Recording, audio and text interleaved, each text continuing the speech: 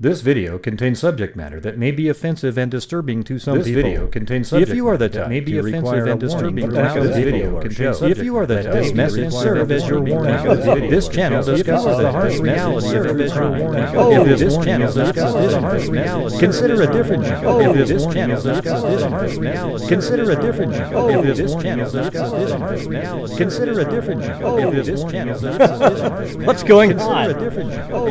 I can't tell you. What's going on? I can hear myself though. I can't tell you. Oh, I know what's going on. I can hear myself though. I can't tell you. Oh, I know what's going on. I can hear myself. I can't tell you. I can't tell you. Oh, I know what's going on. I can hear myself. I can't tell you. I can't tell you. Oh, I know what's going on. Wait, am I watching myself? Oh, I know what's going on. Wait, am I watching Oh, yeah. Yeah. Hey, so it's not that big of a delay. That was I actually had the actual video open. Like when you guys call in. That was crazy. Okay, anyway. This video contains subject matter that may be offensive and disturbing to some people. If you are the type to require a warning throughout a video or show, let this message serve as your warning. This channel discusses the harsh reality of true crime. If this warning is not sufficient for you, consider a different genre and unsubscribe from my channel immediately.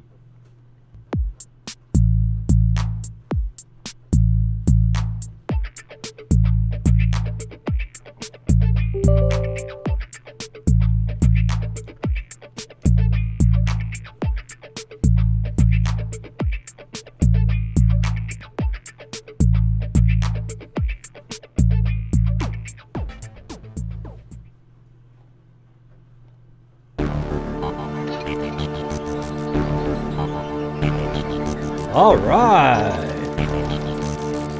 Well, tonight's our monthly donation night. So for the next 45 minutes or so, you guys can contribute as much as you want. It's been a little slower, so I'm trying to get to 20,000. I'm going to try to put in 1,500, and we'll see if we can get more. Okay.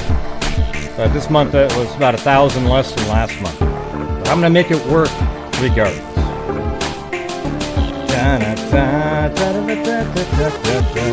So, it's up to you, generous freaks.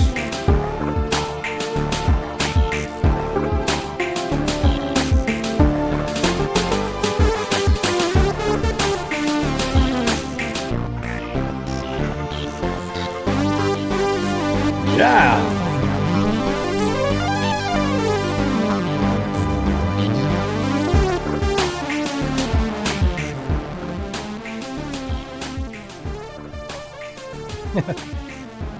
Yeah, what do you mean by take care of myself? What do you mean?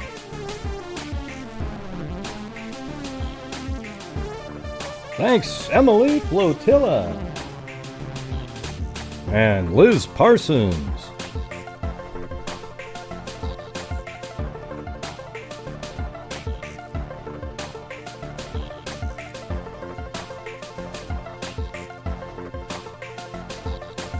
Yeah, I just want to try to get to 20,000. I don't know. I think YouTube kind of put me in a shitty place where, not as many people are here. Thank you.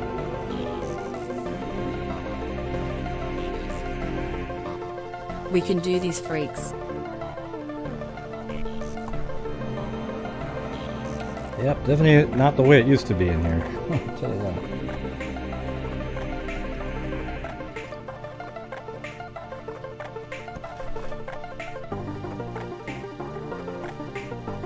That was pretty amazing. I don't know if any of you guys were watching the hearings today in Arizona. Hey, thank you, Angie Pangie. There we go. Two cannibals are eating a clown. One says to the other, "Does this taste funny to you?" Okay.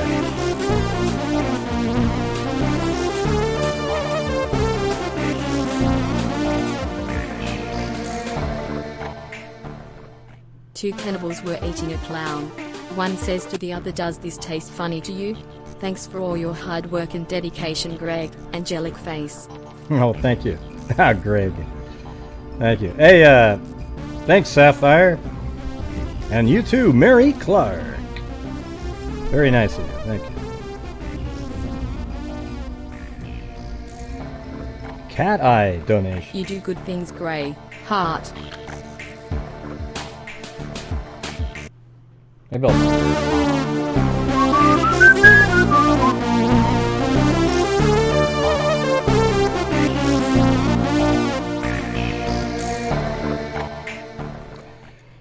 Yeah, hold on a second. I'm gonna get the our normal music.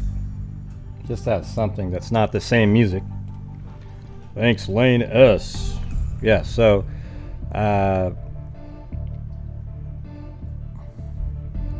so far this year we've donated $18,000. Texas Equisearch $5,000. The Innocence Project $1,400. The Kyron Horman Foundation for Allyson Watterson $2,700. Wounded Blue Fund $500. DNA Doe Project $2,800. Rain $1,500. Nickmec $2,600. FirstResponders.org $1,000. Libby and Abby $500.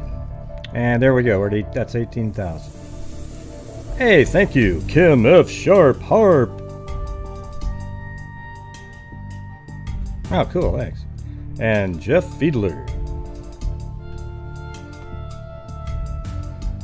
Yeah, Lane S.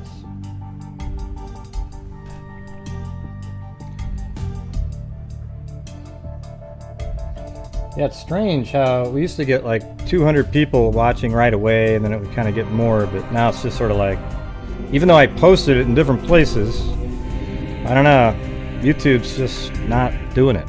The Genesis S case we are going over tonight.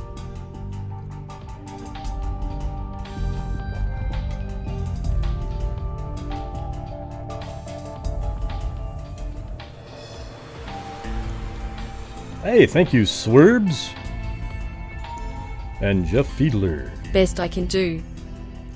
Oh, yeah, that's any amount works, right? It's all the same percentage.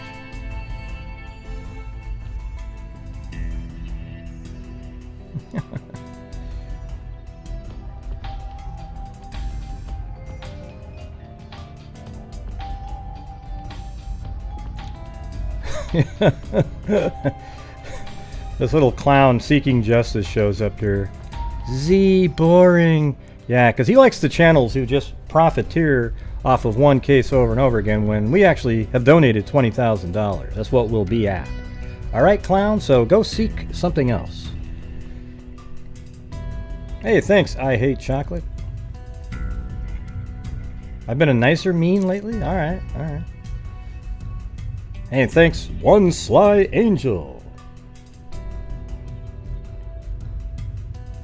What was Ted Bundy's last job in prison? Yeah, a conductor. Ha, get it?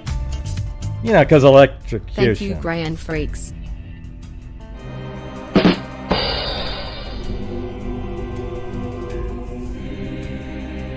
Yeah, that's okay. Carolina Carla. Grey has been a nicer mean lately. Love your case coverages. Alright, here we go. Yeah, tell jokes on your super chats. I like that. What was Ted Bundy's last job in prison? A conductor. Ha ha, get it, cause electrocution. Nice. Thanks, Linda Howell. And Linda Howell sent in a PayPal too. A $25 PayPal. So thank you, Linda Howell. As in Linda Moldenhow of the Cattle Mutilations and Crop Circles, as you can see on the image that she just produced. Would be more if my kid would stop getting turnpike tickets.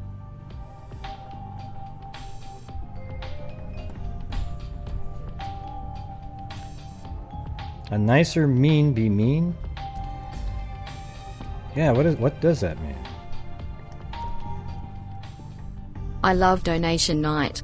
Thanks, Grey and Freaks. Water buffalo, cow, alien, flying saucer. Water buffalo, cow, alien, flying saucer. Yeah, I see that you typed in mean. No, it wouldn't be. Yep, so we're gonna do this till 7:15, and then we'll start the show. So for those of you antsy to talk about the two dentists and the other individual, I think George is his name, that'll be at 7:15.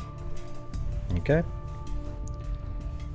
All right. So in the meantime, for those of you that want to help be part of the donation night itself, most of you are part of it anyways, because it's what you're donating throughout the month that allow me to be able to do this. But I want to be able to try to get to 2,000 so that we're actually over, we're at 20,000. That's what I want to get to. That way the secondary goal, see, the goal for the year was 10,000. But because of the generous freaks, we easily passed that, and we're at 18,000, and I'm trying to get to 20, and then maybe next month, well, for the year, it'll be like, who knows, 21, 22,000.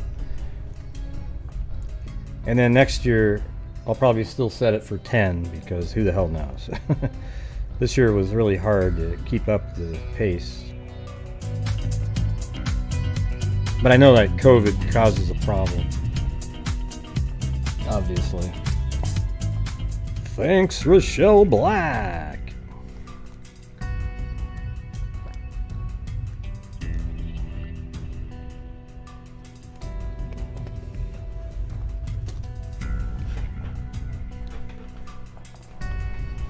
Yep. Did any of you guys watch those hearings in Arizona today? Pretty crazy. I did watch. I watched the documentary on the Lion Sisters, and then the Smart. That didn't seem like they added anything new to the that 48 hours. To I can't remember her first name, but Smart, the girl that was missing down in California. They haven't found her yet. It's kind of obvious who did it, but where did he put her? One thing is, no, Elizabeth Smart was somebody else. That's the girl that was missing from Utah.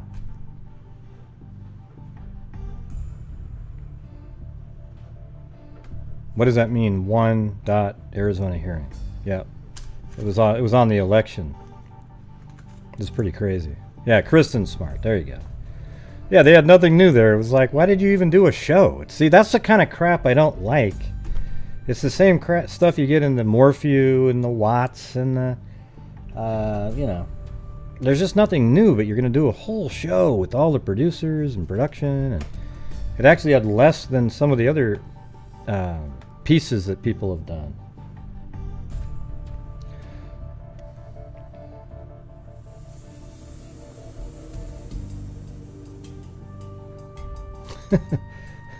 Wow, what a genius dog you've got there, Zozo.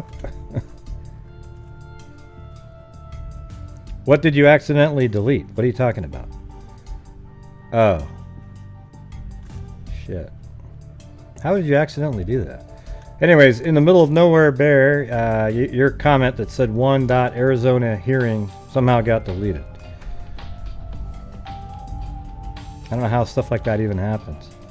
Don't click on people's names, just,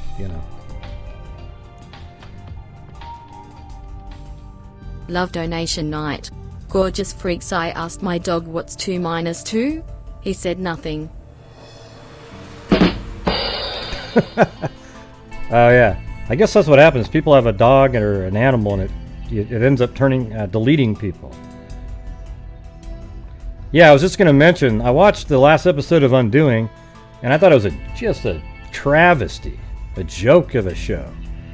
It's like, hey everybody, well, who's the most obvious one? Well, the husband, of course. Yeah, the husband, yep. But there's got to be somebody else, because they're, it's looking like, and it turns out they make it him. It's like, it was the stupidest freaking thing I've ever seen. It wasn't even, they ruined what was a really cool show prior to that. It was just sucked. It's almost like they sat around writing. It was funny, I was just about to bring up Undoing, literally. And what they did was they ruined the whole show by having it was like the writers were sitting around, they went, yeah, forget it. Yeah, never mind. I got better shit to do. The husband did it. Okay, done.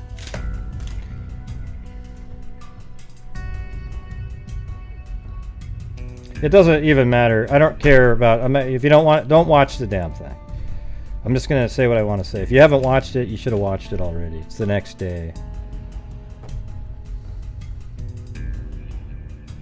No, I didn't see the Jessica Chambers one, but they brought up the same crap that I have in my video, where the juror, you know, they came back and said, well, we said he's not guilty. Well, no, we didn't say that at all. As a matter of fact, it ended up being 9-3 the other way. So, anyways, you guys, we're trying to raise funds tonight for the end of the month donation night to donate to charity. It's really disturbing now that we only get like 111 people in here. Used to be 250, 300. And then as soon as I had the problem on my account where I thought somebody got into it, they turned off the notifications for everybody. And then they said they turned it back on, but for me it feels exactly the same as during that time. There's like nobody getting any notifications. I'm not being suggested. Nothing. Man, really disheartening. Spent all those years building up your account. Now it just turned into a like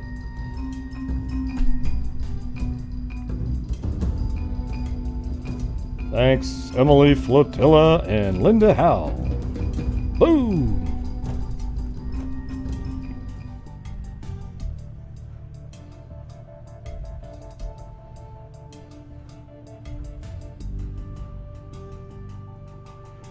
Nah, YouTube doesn't ever give a shit about anybody, what they say, or anything like that. You know, I've spent hours and hours talking to these fools on YouTube about how my account, when I go to any other channel during a live show, every one of my comments has to be reviewed and then approved. And then I cannot comment on super chats. Okay? That's a reality. So they say, oh, it's just the setting on their channel. And I'm like, no, it's not. Let's keep it going. Yeah. It's not the setting on their channel. Hey, thank you, Mag. Appreciate it.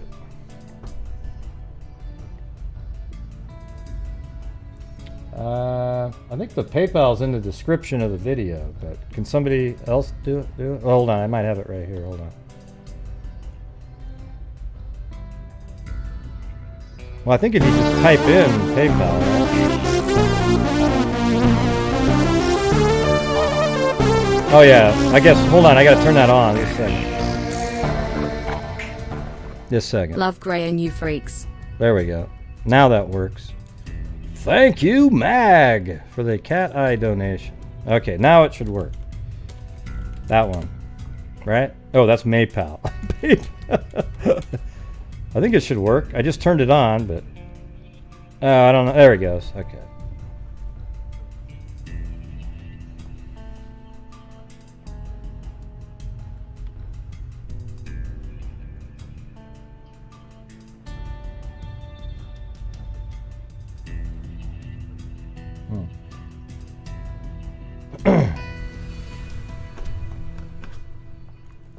All right. Dun, dun, dun, dun, dun. And you know what's weird is that even the show last night, it ended up having 1,000 views or something. How does that happen?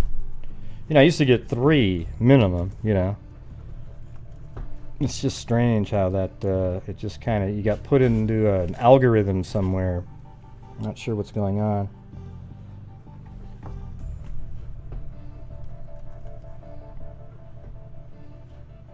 But I've been starting to do the work on getting that the video put together for the other channel. I'm already starting to put the images in.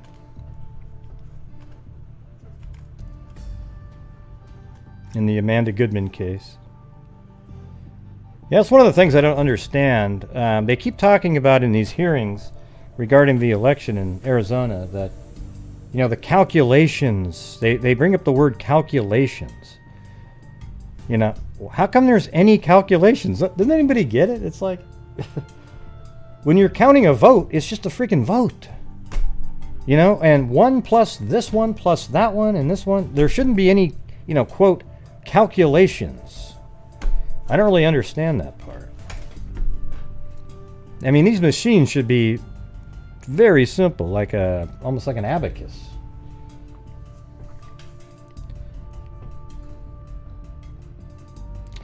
I don't know, just maybe over time, you know, maybe you guys, I don't know what's going on. They're not recommending me though, I can tell you that.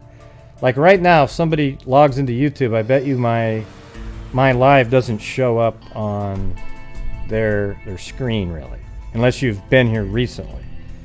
So I think what they did was they took me out of everybody's recommendations and everything like that. And then what it means is that for me to be recommended again, you'd have to come here randomly, accidentally almost, and then you might be recommended the next time.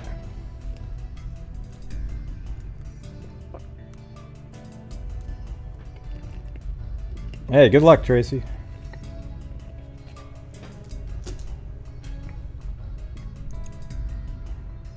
I know, there shouldn't be any calculations. That's what I mean, it's just, you're just adding stuff. And then algorithms, you know.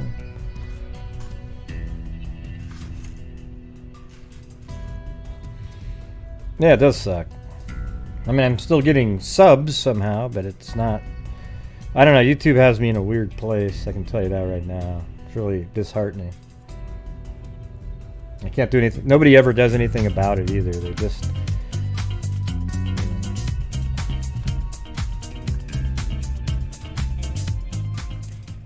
Right, well I just explained that. If you've been to my channel before, it's going to do that. Yeah. Oh, cool, thank you. Yeah, so if everybody wants to go out and they can share the channel, that'd be great. I'm probably going to do some Texas EquiSearch, DNA Dope project, and I was thinking of maybe doing another 500 to the Libby and Abby fund. And that would mean I'd be around, over time, I think I've donated 1,500 to them. And I guarantee it, I never made 1,500 on the ads. So, hey, trolls out there that always say, gosh, great, you're always making money. Yeah, really? Okay, give me a break.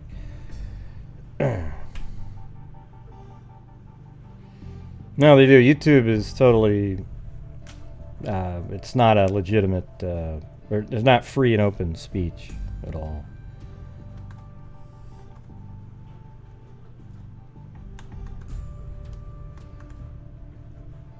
Well, he's been doing pretty good in those hearings, though, Cairo.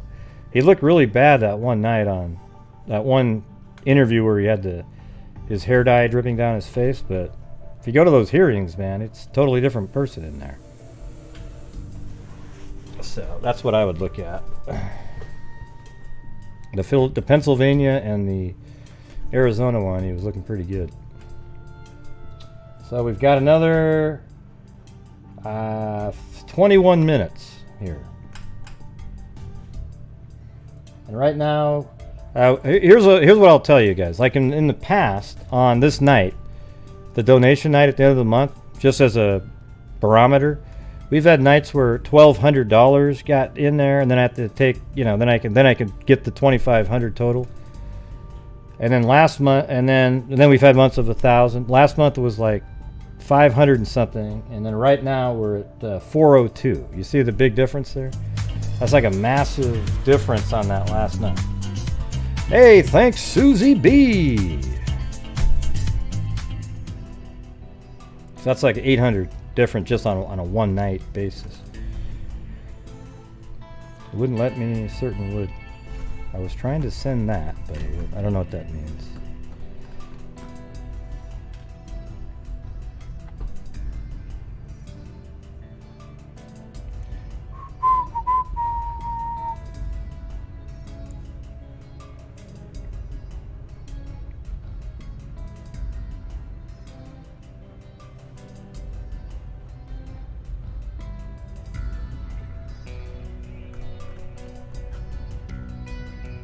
Huh?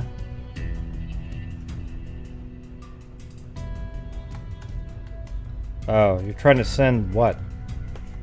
You said I was trying to send that. Send what? I don't know what that means. because you haven't commented prior. What is the that?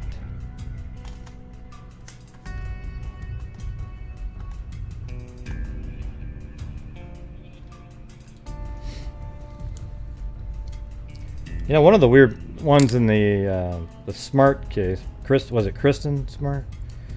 She, I guess she had one of those phone that would have an alarm on it, and I guess somebody in the yard heard it, kept hearing it going off in the ground. I mean, did they ever dig for the damn thing? Hmm.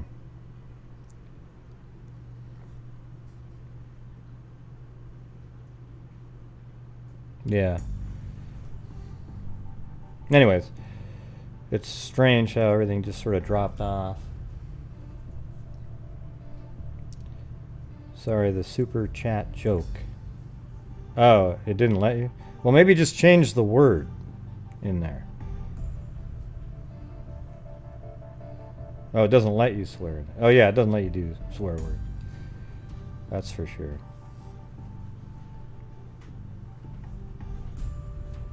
Well, why don't you just put the word D and then an asterisk and then, you know, and then CK. Okay, I think it'll let you do that one. Everyone will get it.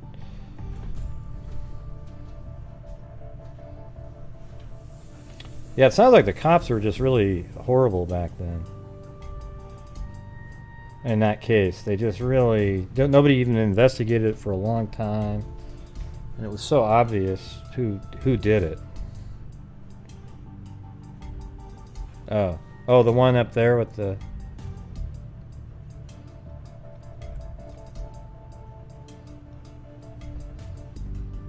I don't see it.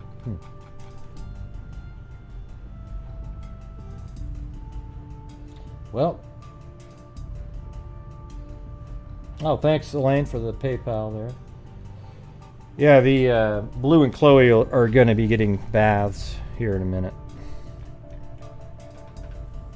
Maybe what I'll do is, what's the other camera doing?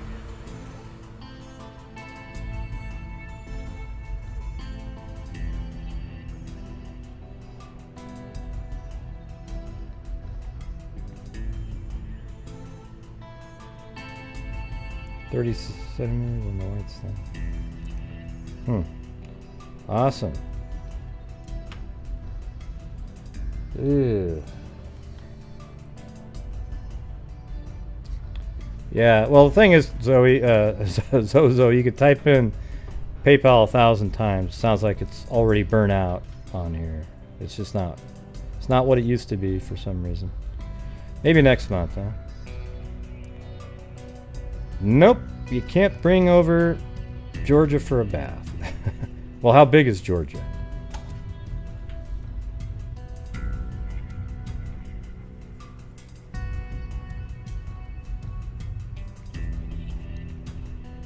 Hey, thanks, Spunky Steph. That's about double.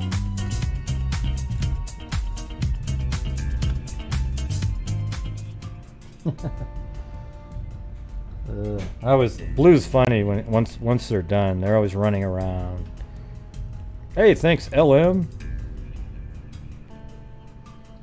As in Element Open. Hey, look at that! In the middle of nowhere, bear. All right, that. Oh yeah, we just beat last month's donation night with that one, which is pretty good. But last month was half of a normal, or what it used to be normal. But I think during COVID, it's not the same. Thank you, in the middle of nowhere, bear.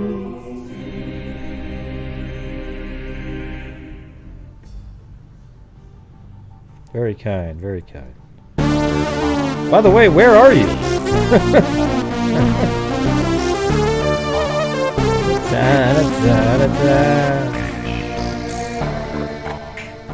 Are you not over until the fat lady sings Kissing Face? I guess you're right. So were you where, when you say in the middle of nowhere, where is that?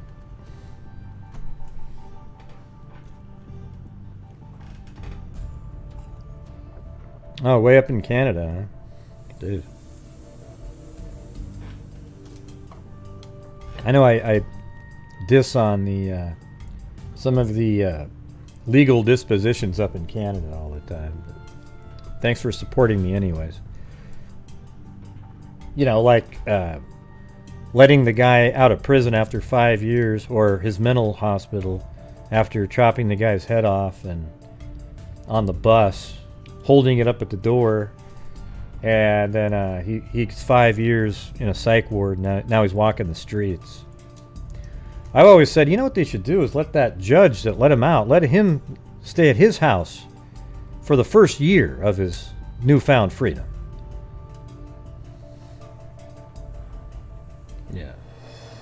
And then the judge all of a sudden would go, you know what? I don't think he's had enough time there. And then he'd quickly transfer his judgeship somewhere else. And then, I guarantee it, they wouldn't let those suckers out. Yeah, it's always, well, he served his time. Everything's fine now. Look it. You can't chop somebody's head off and ever be normal after that by taking drugs, okay?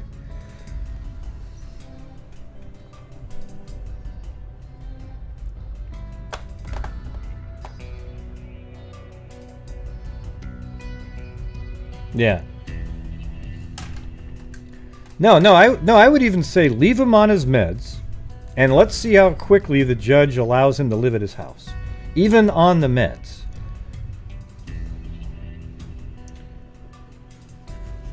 Yeah, I would even allow the meds, and just to prove that they think it's bullshit, okay? God, you're still looking at the Julian Assange thing, huh? Jesus.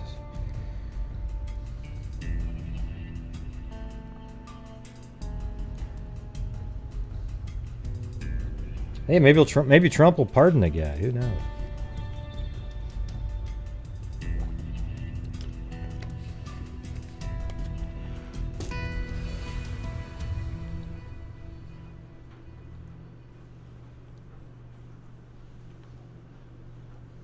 People should have discerned that the son of Pierre Trudeau wouldn't a gobhim. What's a gobhim? Is that an Irish term? Hey, thank you, Carolina T. Hey, I've got your little picture in the background right there.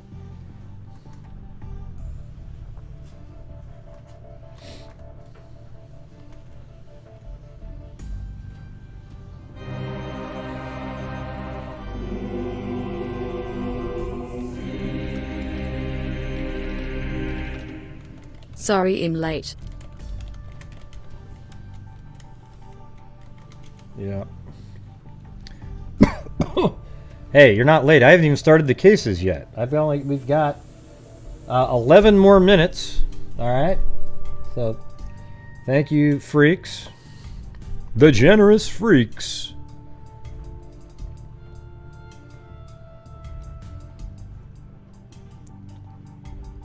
This video. How about that one? See? Generous freaks.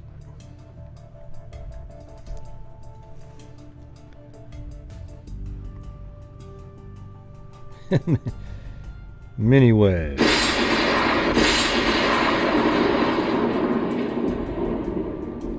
Wow, that was weird. How come there was audio like that? It was almost coming out of my actual speakers. Here, let me check my the settings for that thing.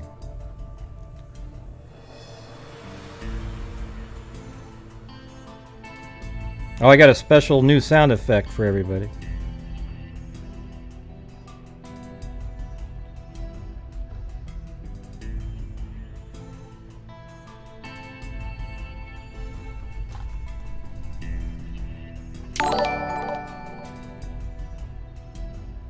Oh, that's weird. Yeah, it's not coming out of the... Let me fix this. Hey, thanks, Spunky, Steph, and Lee D.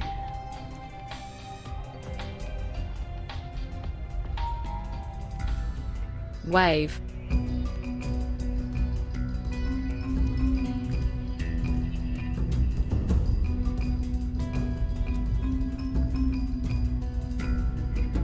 Okay, so let me try opening this voice mod thing again. Surfer. Surfer. Hey, Zoe taught me some Australian words today. Or phrases, whatever the hell you call it. It was, what the hell were they? I have to go look those up in a minute.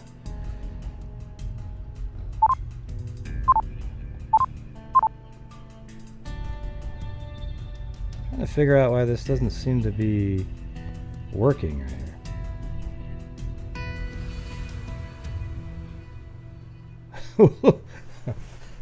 I guess it did, Cairo. I guess it did.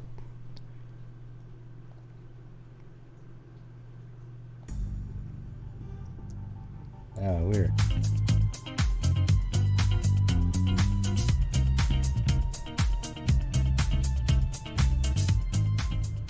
Will Super Chat let me call the CIA a terrorist organization? Yes, it will.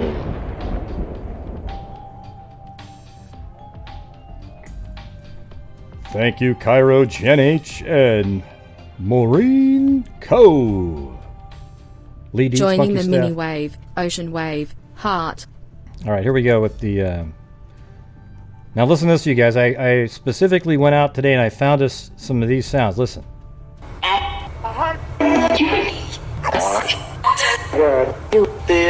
Oh, did you hear that? It said biatch. Did you hear that part? It said you. Did you hear it? Listen.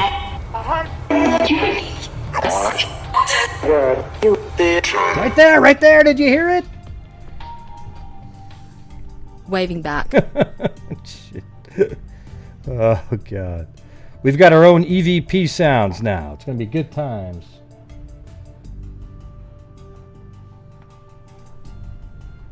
Did you hear that? It was amazing.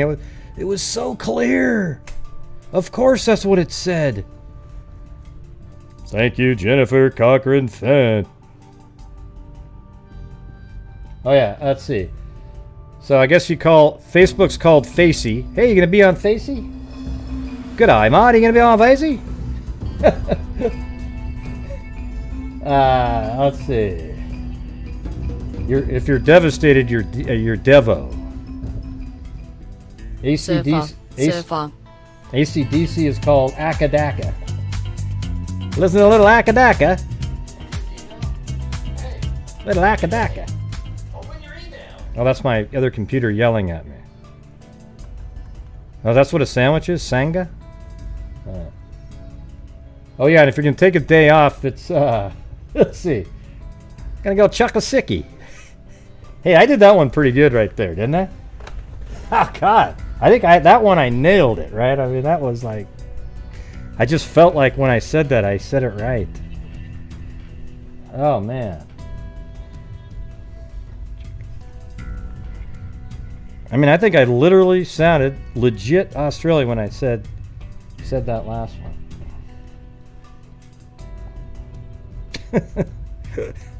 100%. Okay, we got 5 more minutes. Thank you, Trevor McCoy. Trevor McCoy. Yeah, Jennifer Cochran Fenn. Or is it Treva or Treva?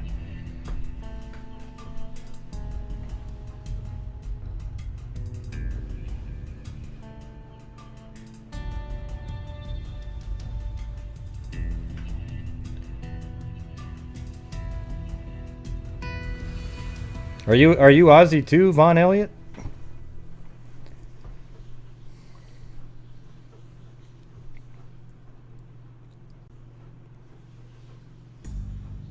Wow, we had a bunch of Aussies in here. Well, Siggy is something we see over here. Well, maybe not. It would be like it's said, but not very often.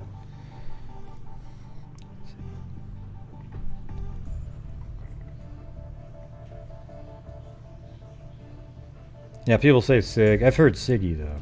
It's not as common though.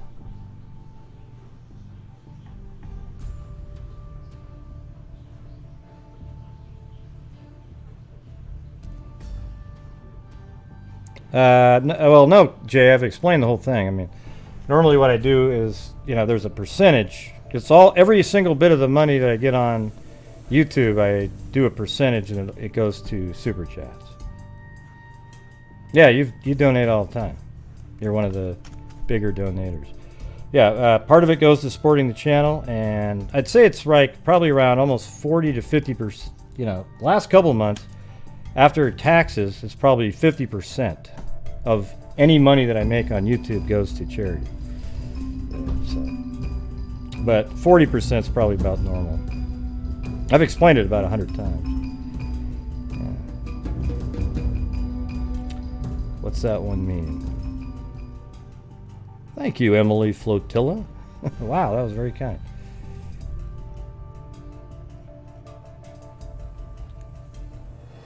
No, I can't. The thing is, there's no ad revenue on any of my live streams or anything like that. So, I mean, I think my channel makes maybe $200 a month on ad revenue. So, absolutely horrible. You can ask any true crime YouTuber, they kind of screw us over. You could have people watching for 3 hours and there's no ads. Hey! Emily Flotilla!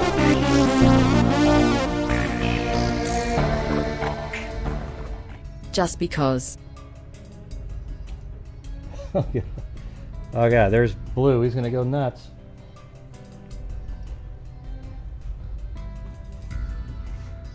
A can of beer. What does it mean? Drinking a tinny? That makes sense. Like a tin can.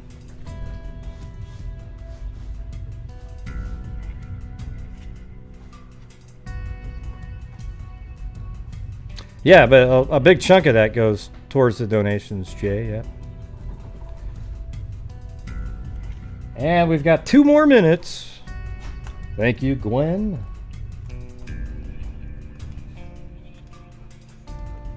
Hey, thanks.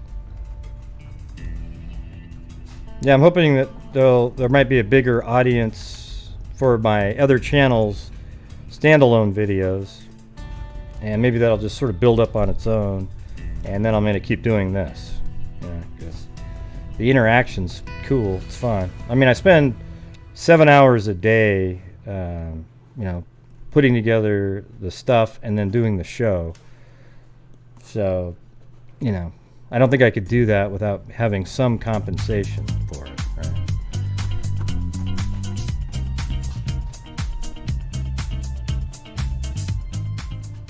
Love the show's great.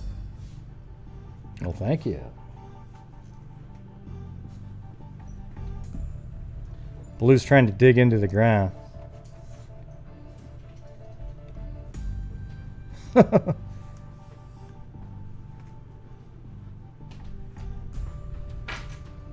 Well, no, the spreading out, I like it better that way, Jay, because it just sort of makes it feel like something's going on during the month. But anyways, I really appreciate it. That's why I told you to send me an email, because I'll send you, I'll send you something with your address on it. Remember I said that the other night? Thank you, JK. And we're right at the buzzer here. I know you've explained it, dude, but if it was better, it'd donate 400.00 on donation night as opposed to spreading it out. Hussy, my love. Love you too, Jay. Jay Case. Yeah, Jay's always been one of the better big supporters, you know. Comes in late after his shift, right? Usually right at the end. He probably liked it better when I did my later shows, I think. Did it work better when I used to do the 7 or 8 o'clock one?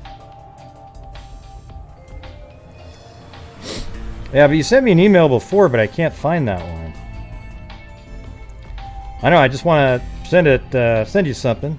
So, if you want to. For you, Mr. Hoos. I want Love to send you it. and Chris 20. Oh, wow. Bush and Beach Lifestyle. Another Aussie. And then Spunky Steph, thank you. And wow, look at that alley cake, man.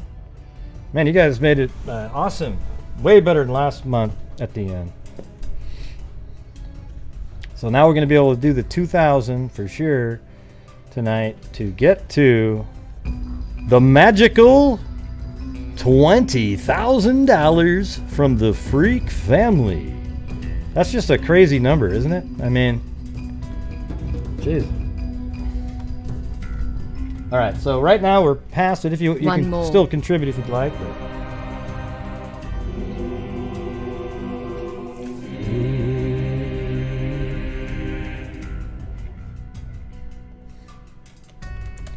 All right, here we go. Wait, let me see. I got to figure out where these. Oh,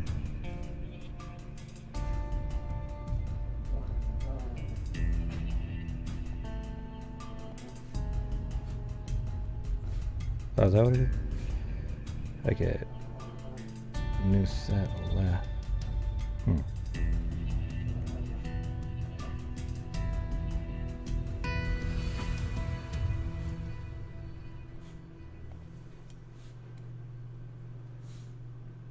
I'm just trying to find out where because I changed it up where I have to edit a text file to change the letters.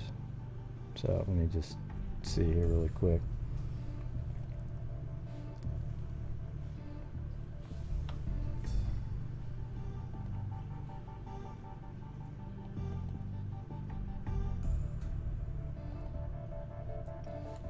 Alright, so Streamlabs new.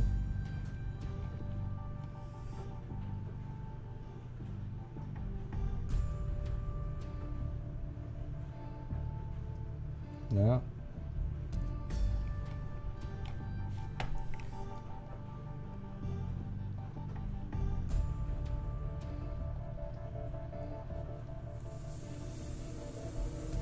That's wild. I'm trying to figure out where this stupid thing is. Right there it is, that one. So that. Oh, okay.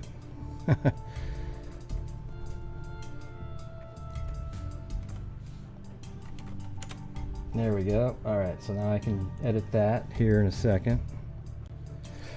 All right, ready? Here we go. Wait, first I got to do Chewbacca sound. It sounds like a perfect time for that. Chewbacca? Oh, I'll do Chewbacca if you want me to. Chewbacca? All right. So here we go. We're going to go to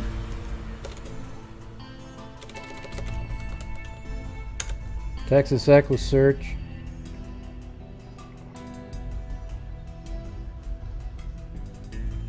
Yep.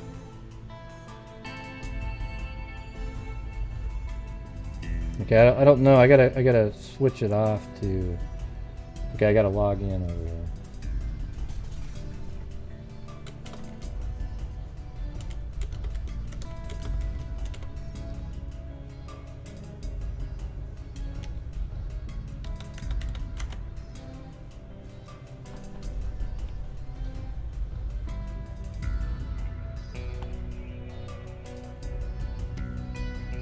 Okay.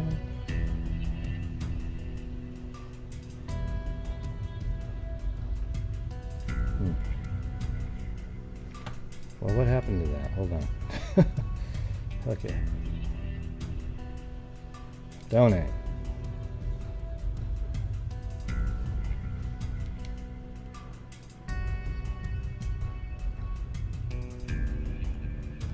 Well, it doesn't tell you. Okay, great. I logged in. Okay, yep. I think we were having this problem last time. They make it weird. It doesn't, it lets you log in, right? Like you log into it, and then it doesn't say to how to donate to it. It's crazy. It's stupid. I wonder if there's a different way to do it. Let me see. No? When you guys try to go there and try to hit the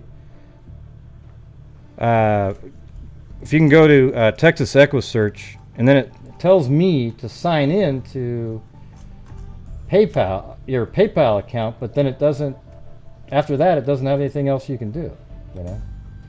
It's pretty bizarre. It actually transfers you to the So I don't know. I might let them know that they're having a problem there. So maybe I'll do something different.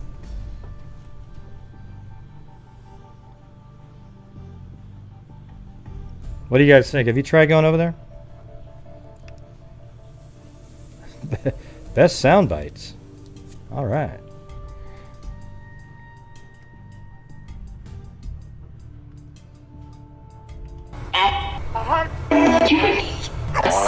Donate. It says donate.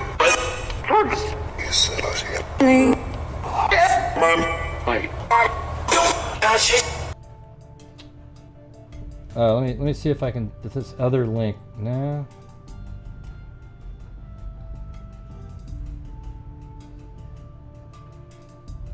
Network for good. You can use your credit card and make one through network. I don't know. It doesn't seem to be working. Are they still in business? It's wild. The donation thing. You click on it. The thing that says donate via PayPal, and then it goes to PayPal. It doesn't do anything where you can fill out a number or anything like that. So, anyways, I'm just gonna move on to the DNA Doe project at this point. I'm not sure what's going on there with let me hold on a second.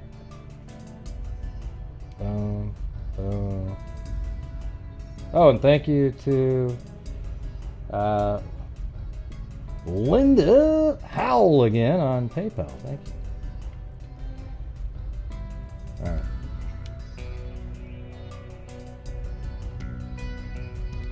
All right, so let's see if I don't know if it's going to have me sign in or okay. All right, here we go. So maybe I'll do. I don't know. How about we'll do $750 now to the DNA Doe project. I think that's one that we all sort of have a special feeling for. You know, Colleen Fitzpatrick worked there for a while, long time. And they identify bodies that have been found, whether through criminal or just unidentified bodies out there.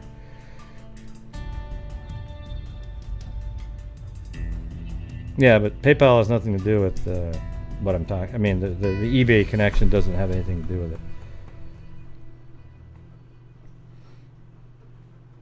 Well, thanks, Emily.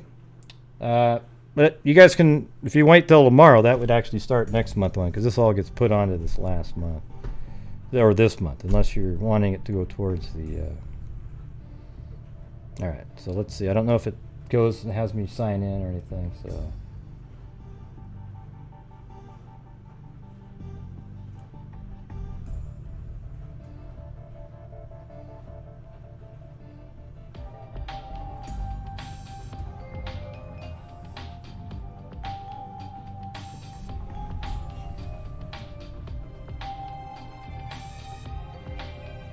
Ah, crap.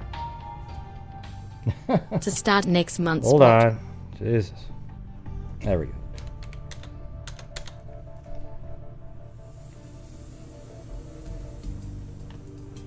Thank you, Emily Flotilla. So there we go. There we go. I just hit the donate now button. I don't know if it goes to another page or anything. All right, there it is. There it is. Thank you for donating $750 to the DNA Doe project. Thanks, Carolina Carla. Oh, I'm not sure why it's redirecting me now,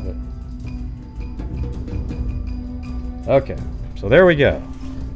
So who's next? Now that I don't know why the Texas Equisearch is not working. Don't have any idea. So how about... what's some of the other ones that we're doing?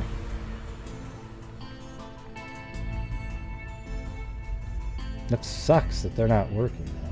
Jeez. I told them that once before.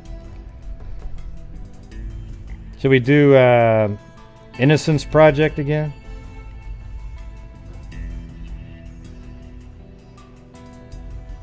Yeah, I've Rain and Kyron Harmon. Kyron Harmon, though, I was doing that for Allyson Watterson. What was one of the other ones? Let's go back to the screen over here. DNA Dope Project, Rain. No, yeah, Nick Mech. That's always a good one. Yeah. Yeah, that's what Zozo just typed in.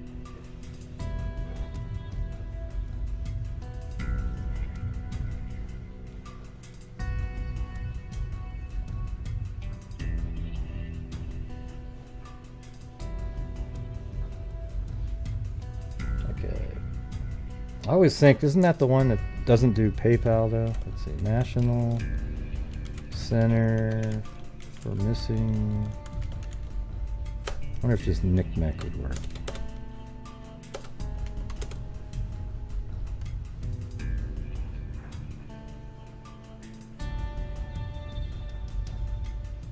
There we go. So maybe we'll do another $750 to these guys.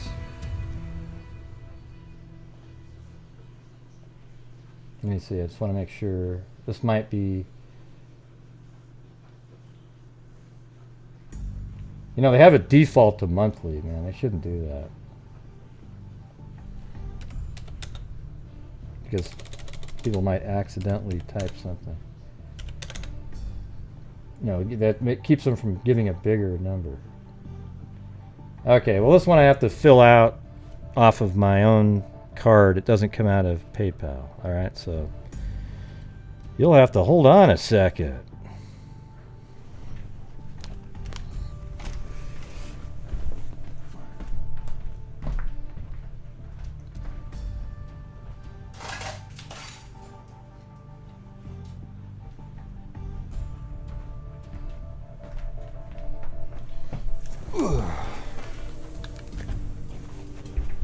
Yeah, so I have to do this all off on the side, so talk amongst yourselves. Talk amongst yourself. I don't even, but they didn't even give you a link for that one at the bottom, you know? I read that part, Emily, but no link there either. They need to really fix whatever the hell happened to their site, you know? It's pretty strange.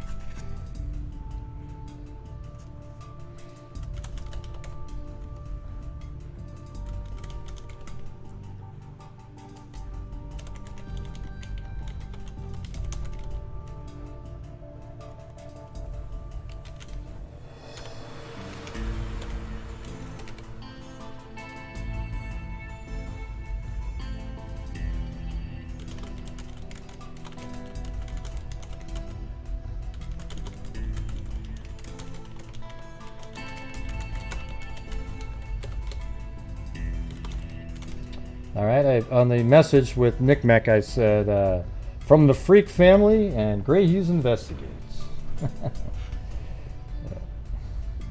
Alright, hold on.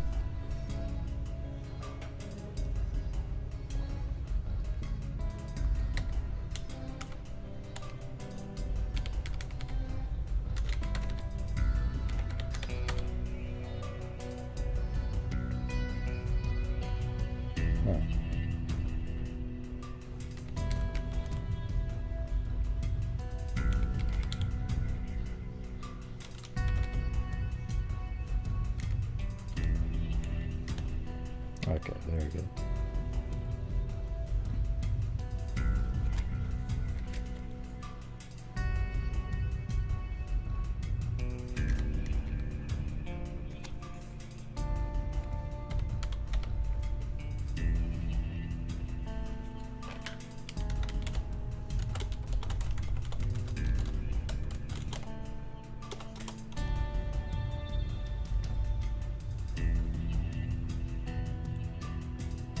Okay.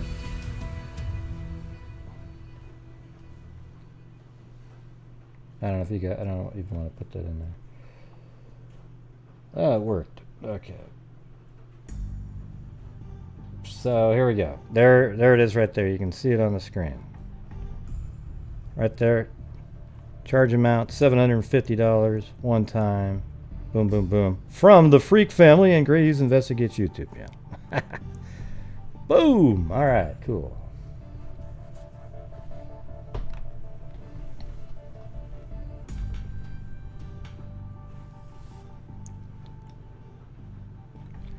All right, so I'm gonna do another $500 somewhere.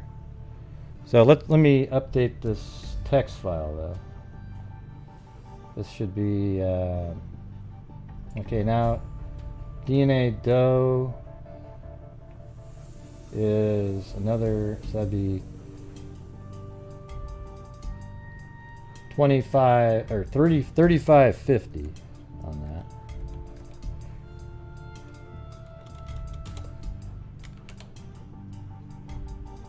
Yeah, 35.50. And then knickknack is now 33.50.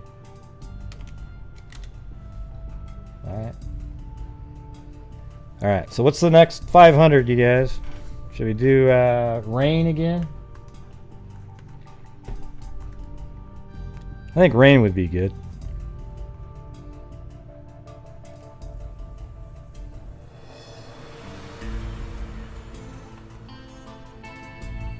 Yeah, well, there's channels out there that don't like, there's Facebook groups that don't like me, Juju Positive.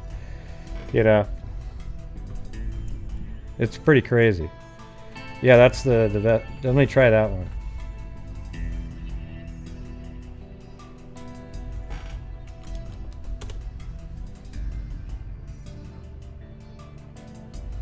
There it is.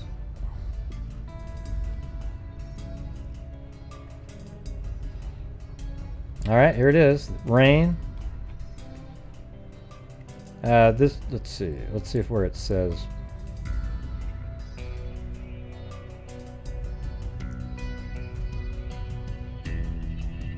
Yeah.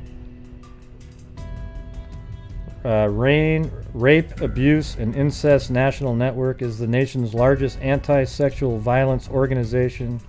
RAIN created and operates the National Sexual Assault Hotline at 1-800-656-HOPE in partnership with more than 1,000 local sexual assault service providers across the country, and operates the DoD Safe Helpline for the Department of Defense. RAIN also carries out programs to prevent sexual violence, help survivors, and ensure that perpetrators are brought to justice. And I think that part there is they help cover the backlog costs. Okay, for so here we go. I wonder if this one's going to be on my, have to be on a card again. Okay, so it's one time, and then yeah, we're doing 500 now.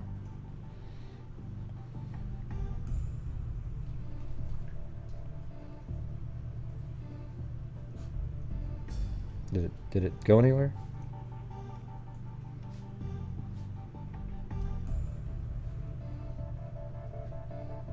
I'm pretty sure I hit that. Last time it charged me twice and I had to get them to send back. It kind of sucked.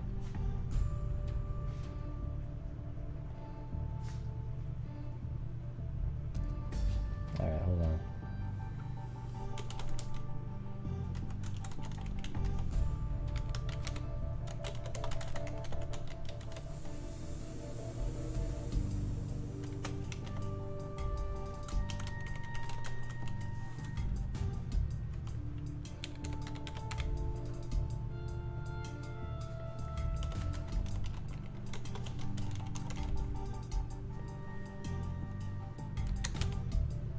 Sorry, this must be boring for you guys, but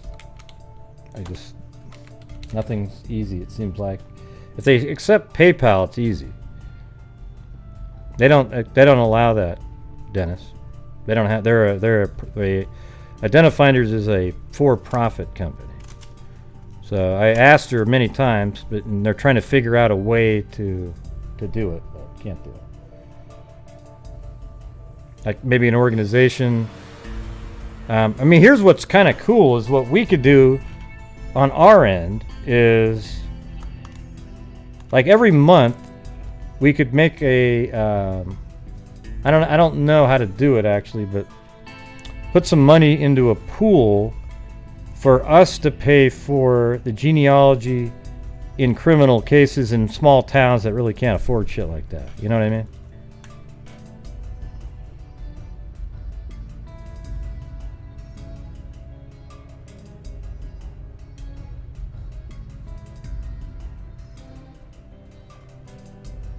Oh, this one does have PayPal, so that's good. Whoa, it shot way over here.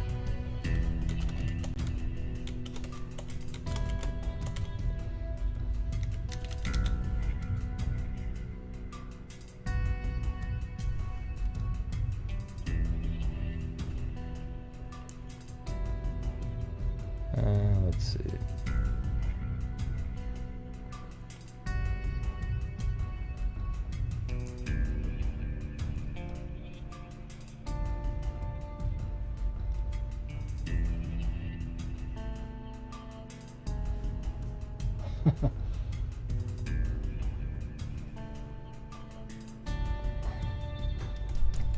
Okay, I think it worked.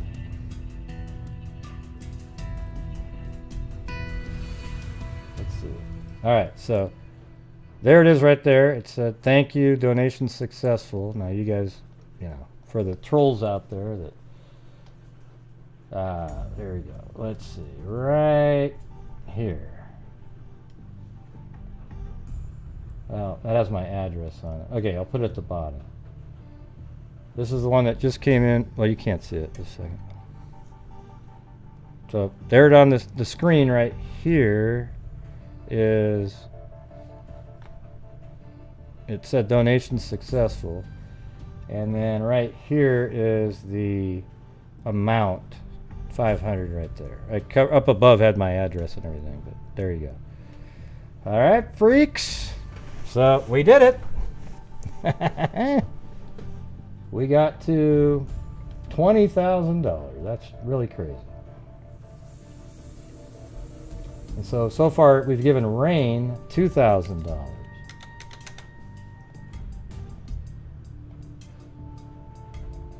All right. Yeah, so that'd be pretty cool, wouldn't it, to have a fund? Like, for example, we donated $20,000, right? But what if we had 5 or something to, it's just sort of in another fund that I keep or something. I don't know how to do that, but so let me fix this number now.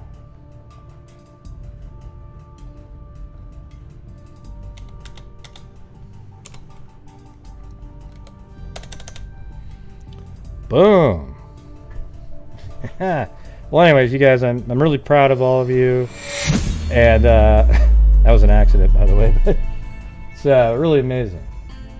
You know, I feel so fortunate to have such a generous freak family YouTube channel.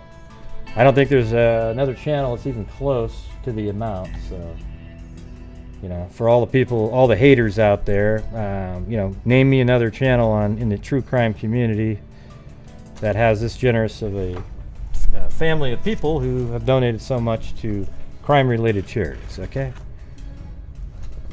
You know, we could have even donated more if we had just covered Morphew every single day.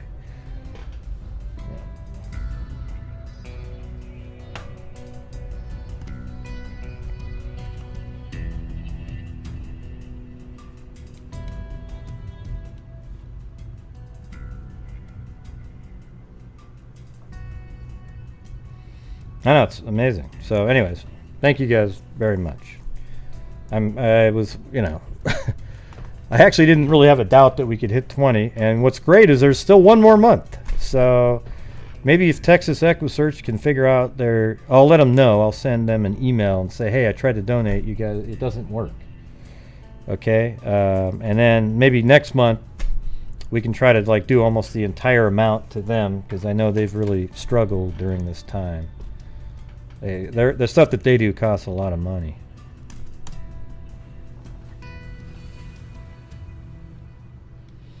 But yeah, I've talked to Colleen Fitzpatrick a million times about, you know, every time I've talked to her, I say, hey, listen, how do we donate to something that would benefit your identifinders? Because what they need to have, here's what the identifinders need. They need to have a non-profit company or a business out there. It's not even, you know, non-profit, that all they do is collect funds. There's actually no management fee or anything. It's just a freaking sort of a shell that collects money to help, and so that, and then there's small towns and municipalities can apply and say, hey, listen, we don't have the funds, and then the money is withdrawn from that to pay identifiers for doing that. Doesn't that make sense? Are you guys paying attention? Because I see that Zozo and everybody's comments completely unrelated. Let's see. Yeah, it'd be cool to, so if that organization existed, we could just send money into it and each month, and it would just build up. But it'd be cool to be able to say that we were the ones that donated for that one. Yeah. So, anyways, I'm gonna get a hold of her again. I gotta have her on the show. I was supposed to have her on a while ago, but you know, I'm just gonna have her on, and then people can call in with questions. Maybe she can tell some of her news stories. Awesome. Excellent. Well, thank you guys very much. You know, without you guys, wouldn't have happened. Yeah, it would just be an organization, absolutely nobody administering it, really. It's just, I guess you'd have to have access to it, but it would be an organization just to support identifinders. Something like that. I think it would work great. You know, you obviously, and it would sort of be a scholarship almost. I mean, you'd have to have where they'd have to make a case of why they need it and that kind of thing. For their, you know, the small little town that has some unsolved cases out there. Some rape kits or whatever that they haven't had processed yet. Or blood. Yeah, who says the word concur?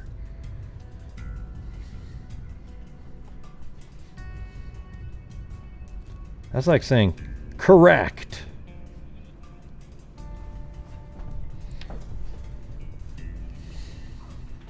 I wonder if we could set something like that up.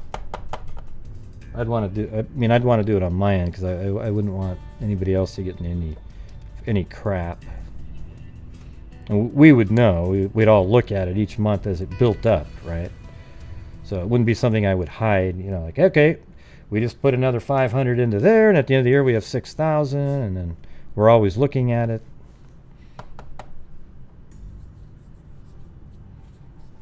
Yeah, something like that.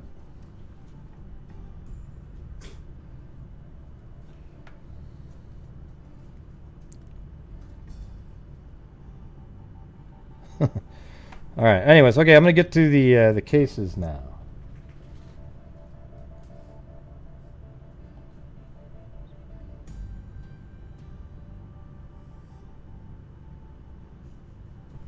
Yep.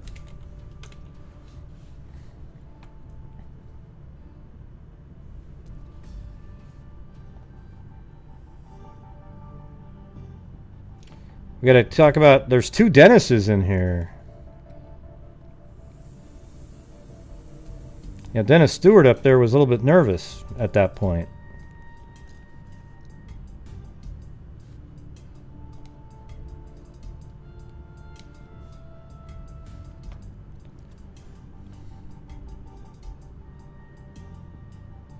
I don't think you need to know bylaws. You probably just have to create it, have money in it, donate, boom. Yeah, poor Dennis Stewart. Yeah, he made a post on Facebook. He says, I noticed there's 2 Dennises in here. I'm out of here. Yeah. Actually, I don't know anything about it. So maybe I do need to have all that stuff. Attorneys and shit. But I don't really want to take the money to spend on that. I'd rather just figure out a way to... Like we have this pool of money somewhere, and it's only used for that purpose, right? I don't even know why it needs to be in, because I'm donating anyways from the channel, so it's the same mechanism. It just would be set aside just for that purpose, something like that. Maybe just have like a bank a separate bank account or some sort of maybe a separate PayPal account that I could load it to, and then you guys always see the balance of it.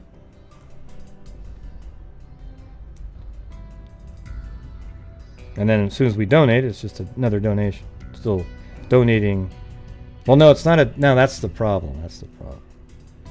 Yeah, because as soon as you pay identifiers with it, it's not a donation. It's just giving them money because they're not a non-profit. So anyways, yeah, we'll figure something out. Hey, thanks, Robin Shore. Yes, everybody, if you'd like to become a channel member, feel free to join in, and you have access to the emojis. And then I post a lot of stuff just for channel members. I don't know if they notice that it's just for them, but it says it on there.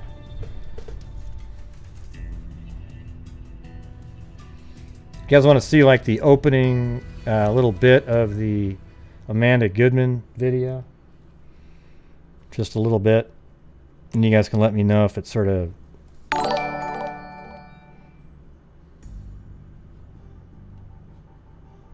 how it sounds.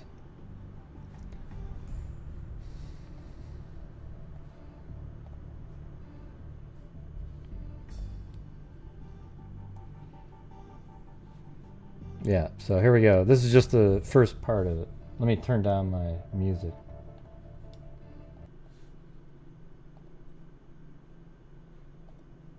Oh, it's not gonna... Here we go. Gotta do the audio again.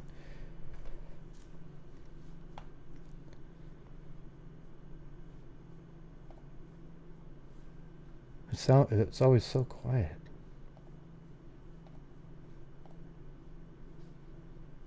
Okay.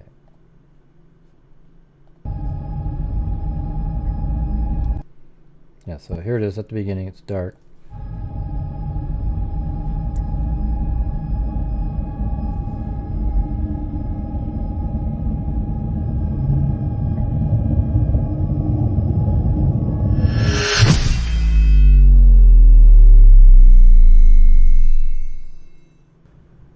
Who killed Amanda Goodman?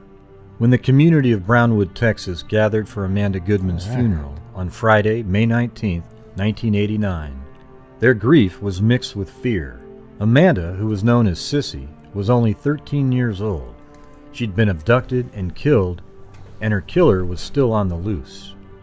Amanda's mother, Barbara Nedchtek, said a piece of herself died when she found out her daughter was dead.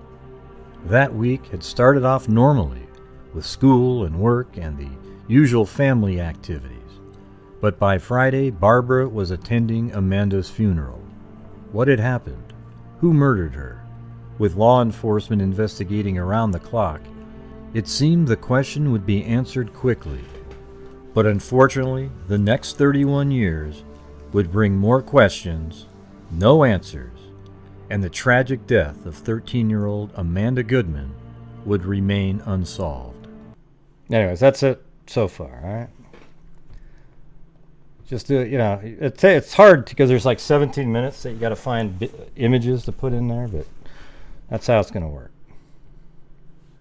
So, there you go. Hope you guys think that's okay like that. It's going to be a little different style. You know, it's not me riffing. But could just, maybe at the end I'll say, now these are my thoughts on the case, and then I'll just say it like kind of almost how I normally talk, and then I'll just sort of be that little extra at the end. Okay, all right.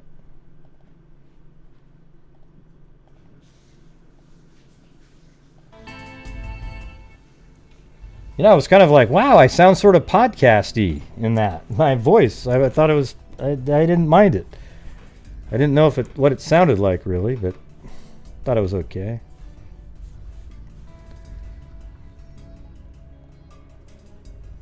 Oh, cool. You guys like it? All right, great. Excellent.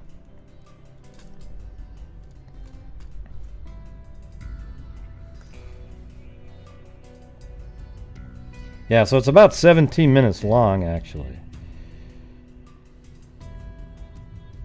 Yeah, that intro is like really jolt you into, all right, we got something here.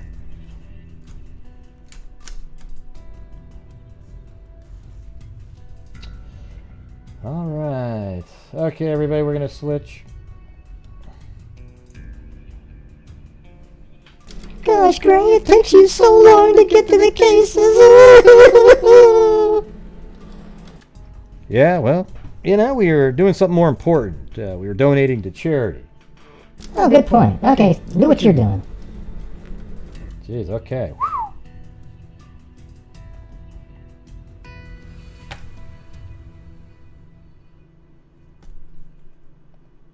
Okay, I think I'll start with this first one. This first one's pretty crazy, actually. It was kind of, you know, it's one of those, well, I guess we'll find out.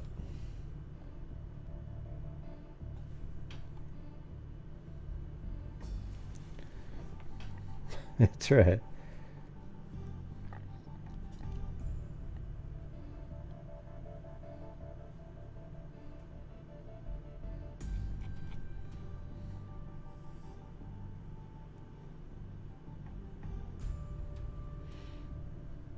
Yeah. I'm just reading the comments in there. All right, here we go. The first case is Dennis. No, it's not Stewart. It's Stastny. Okay, there is an ST in there, though. I'm not even sure how to pronounce that. There's probably a silent letter in there. Maybe Stastny? Statny? I don't know. But there it is. It's not Stewart. Okay, Dennis, you're off the hook. All right, buddy?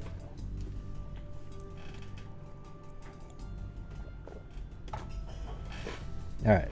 Police identified a body found in the Cedar River near the F Avenue Bridge Thursday morning as Dennis Stastny, of 30 years old, of 222 10th Street Northwest, who mysteriously disappeared from his residence Tuesday. And that's right here.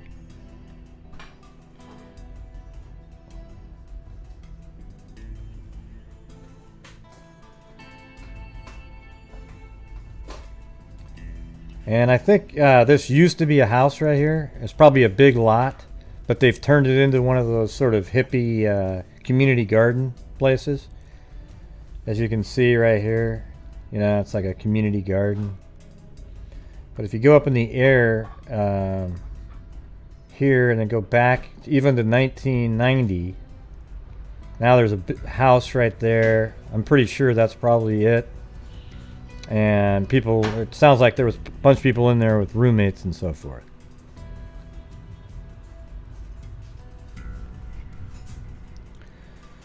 All right, you interested in this one, Zozo? Yeah, so right in this house right there is where people are staying, or is where he lived, and it sounds like there was other people that lived in different rooms in there. You know, one thing I found interesting was during this, looking at this one, was that you have this guy in 1977, and then 1970, look how close. This is one of the other cases that we talked about. Paula Jean Oberbreckling. I mean, she lived on the same street. And that's only a 1/10 of a mile. I mean, it's just right down the street. And then we had this other one, Karen Teresa Streed, and she went missing in 1971. So, you know, it's hard to know if they're related or anything like that. But one thought that popped in my head is this guy right here, maybe he had something, I don't know. I don't really know, but they might want to look into him maybe. Shit, you know, I don't want to do too much of the story before I read it. Okay, so here we go. Authorities reported finding a stab wound in his chest. So they found him in the water.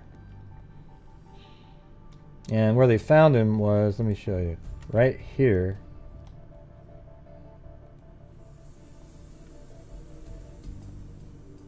Yeah, so I gotta move these up to their correct folders.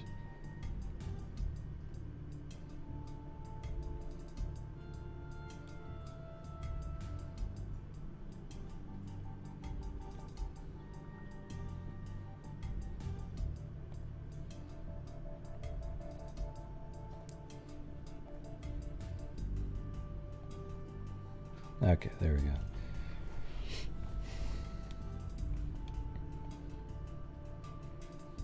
Alright. So he was found kind of down here. This is F Avenue Bridge right there. Underneath there. I guess this is F Avenue Bridge. You can actually see F Avenue on there. He was found floating in the water near here, like a spillway.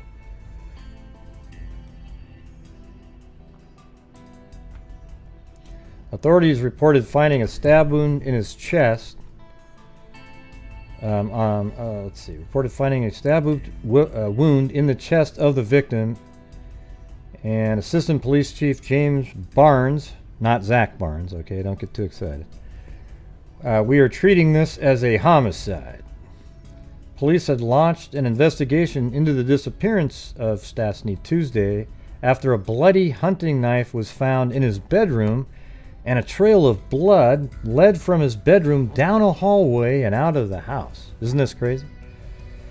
Mother made a report. Police picked up a record album. So this is kind of weird too. Police picked up a record album left on the floor of the hallway outside his room entitled Let It Bleed. So here he is. He was in his room. Somehow he gets stabbed, there's blood going down the hall, and then there's an album laying in the hallway called Let It Bleed. Isn't that wild? What are the odds of that?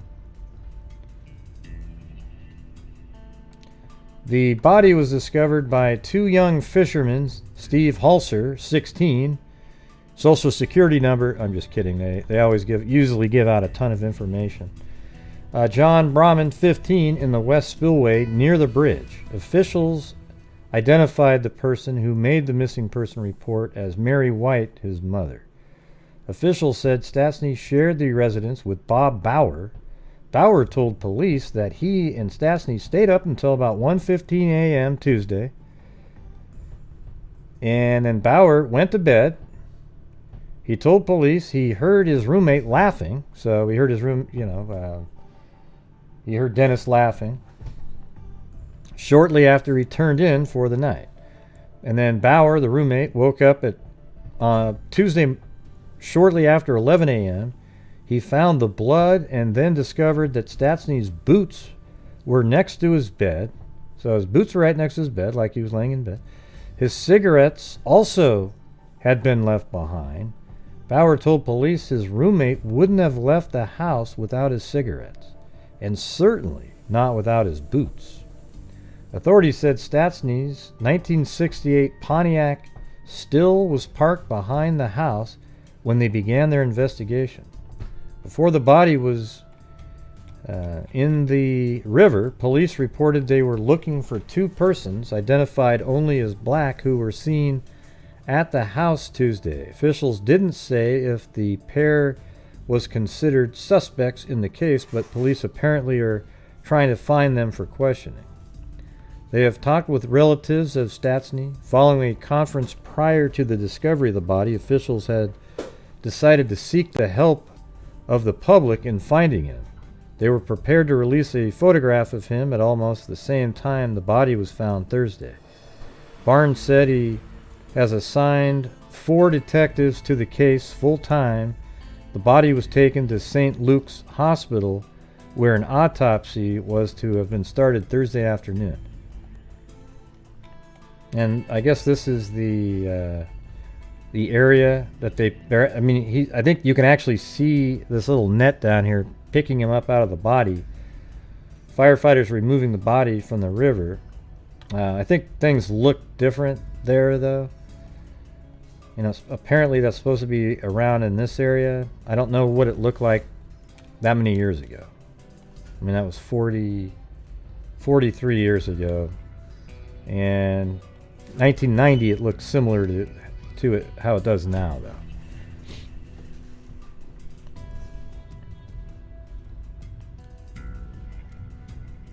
So if you look at that, and then you look at where his house is, let's see how far that is. So probably walking it would be, you know, 3/4 of a mile-ish. Which is, you know, it's not a tiny distance. It's not also not a lot of distance.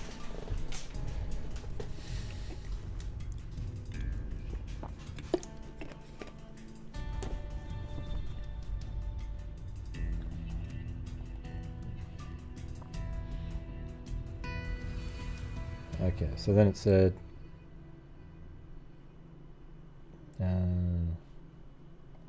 hold on, let me get back to that first one.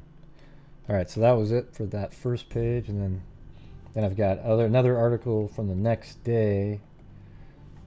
It just says, the body of a man with a stab wound to the chest was found in the Cedar River here on Thursday. The body was identified by police as that of Dennis Stastny, 30, of Cedar Rapids, who disappeared from his home early Tuesday.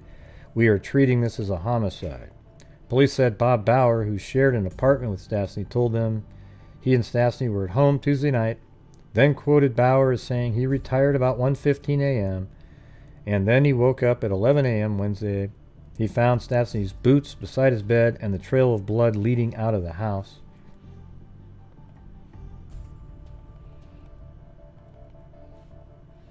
The body of a man with stab wounds in his chest was found in the Cedar River Thursday. A stab wound.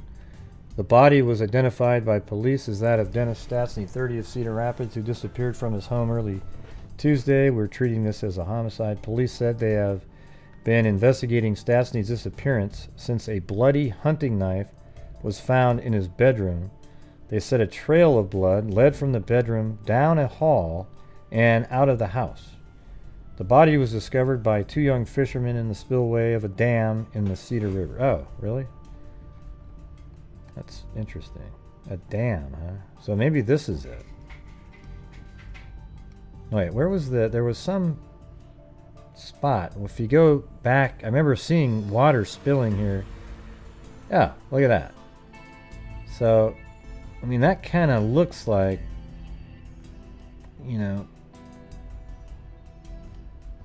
back in 1990, that it was almost kind of some sort of a dam or something right there. I don't know. It looks totally different now, though. But then it didn't. I bet you 1970 something.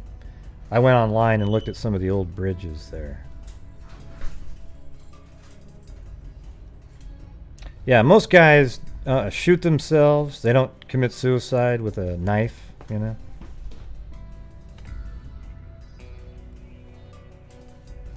Puzzle unsolved. This is on the 14th. Dennis Stastny's roommate said Saturday night that he didn't know either of the suspects accused of breaking into his house while he was in protective custody of the police last Thursday night and Friday morning. Police arrested Ora James, Jimbo Lewis 20, and of Avenue Northwest, and Dwayne De La Verge 15 of 615 H Avenue Northwest. A .38 caliber handgun was taken from the apartment, along with a small amount of cash, police said. Robert Bauer, 23, of 222 10th Street Northwest, Stastny's roommate, said some smaller things were taken too. Bauer is back now, living in the same apartment from which Dennis Stastny, 30, mysteriously disappeared Tuesday morning. Stastny's body was recovered from the Cedar River 2 days later. Bauer woke up at about 11 a.m. last Tuesday and discovered a bloody hunting knife in Stastny's room. A trail of blood led down a hallway and out of the apartment, but the trail stopped on this steep staircase which leads from the second floor from the apartment to the backyard. It had rained during the night, and if blood had been deposited on the stairs, it could have been washed away during the early morning hours. Stastny's boots and cigarettes were left behind, initially indicating that someone might have carried Stastny to the Cedar River, from which the body was recovered 2 days later. I mean, that's such a far distance. 3/4 of a mile? And here's the thing, if he stabbed himself to kill himself, I mean, a 3/4 of a mile walk to the river? Why would you go to the river too? Why not just die in your room? If you stabbed yourself to kill yourself, why wouldn't you just let yourself die in the room that you're in? I mean, I guess it could be, you know, sort of they could figure out a way to make it an accidental stabbing. He was goofing around with the knife. I don't think anyone ever came in the apartment last Tuesday, Bowers said. He was sleeping in an adjoining room, one which he had rented a month earlier. He'd known Stastny for more than 2 years. I didn't hear anything during the night, he said, although the blood found on the floor had been described by investigators as a trail of blood. Bowers said it wasn't that much. I've bled more after cutting my finger. Huh. He said if the roommate had been stabbed in the heart, as the autopsy indicated, why wasn't there more blood unless maybe he ran outside at first, Bauer thought. Stastny might have tried to commit suicide, even though, to his knowledge, Stastny had never attempted to take his life before. Stastny said they are treating the case as a homicide. No one can explain how a man with a stab wound in the heart would have walked under his own volition the distance from 222 10th Avenue Northwest to the Cedar River. Yeah, 3/4 of a mile walk with a stab to the heart. Yeah, not happening. The body was discovered in the West Spillway near the F Avenue Bridge. I think he walked out of here under his own power, Bauer said. I just don't feel anyone came in this house. There were no yells. How could they have done that without some kind of noise? If I didn't think that, I wouldn't be staying here tonight. But he was stabbed where they say... Let's see, hold on, let me see. There were no yells. How could they have done that without some kind of noise? If I didn't think that, I wouldn't be staying here tonight. Well, didn't say what. What are you talking about? I just don't feel anyone came in this house. Oh, I see, okay. So now he's sort of suggesting suicide, then, or he stabbed himself either accidentally or intentionally. If I didn't think that, I wouldn't be staying here tonight. But if he was stabbed where they say he was, I don't know. I have no idea how he could have made it to the river by himself.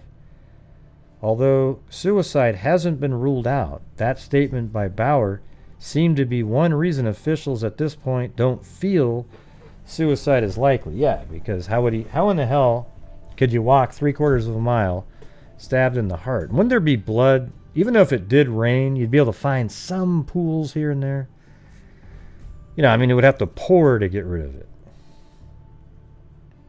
Although, the night before Stastny disappeared, he and Bauer had stayed up late just talking. Bauer said they had decided they would either go fishing near Coralville or maybe go over to Ellis Park and see what was happening. He didn't talk like he thought anything was going to happen that night, but you never know for sure what anyone is thinking inside. I didn't know anyone who had it in for him. Police took Bauer in for questioning Thursday night. Yes, I was a suspect, he said. Can't blame them for thinking it was me. There wasn't anyone else around. They must have checked the fingerprints, though, on the knife, right? The knife was left behind. They put me in a conference room. I heard this one cop say, it doesn't look good. He was dead before he hit the water. Oh, wow, that's interesting. They talked to me, and so that means that's interesting. So when they found his body, they must not have found any water in his lungs. So that means he was dead before he got into the water. They talked to me and then go somewhere for a conference. They treated me really decent. No harassment or anything. That night, Bauer was taken to a Cedar Rapids motel. He was guarded during the night by 2 policemen. During that night, his apartment was entered by burglars. The next day, he took a polygraph lie detector test. That was about 10 a.m. When it was over, the polygraph operator left the room. He came back and said he believed I was telling the truth, 100%. The last thing Bauer heard when he turned in early last Tuesday morning was the sound of Stastny laughing, perhaps to himself. The next day, when police investigators arrived on the scene, they found a record album entitled Let It Bleed in the hallway of the apartment. So that's kind of weird. You know, was that something... I mean, you got a few angles here. You know, he knew he was killing himself, so he threw the album out. You know, he listened to the song. He's like, yeah, I'm just going to let it bleed. So he's bleeding as he's, you know. Or you have a weird-ass serial killer type, because who the hell, you know, unless the album has nothing to do with anything, it just seems way too coincidental, right? There was some speculation that the chain of events could have been drug-related, but officials reported finding only a small amount of marijuana and marijuana seeds. Second break-in at residence.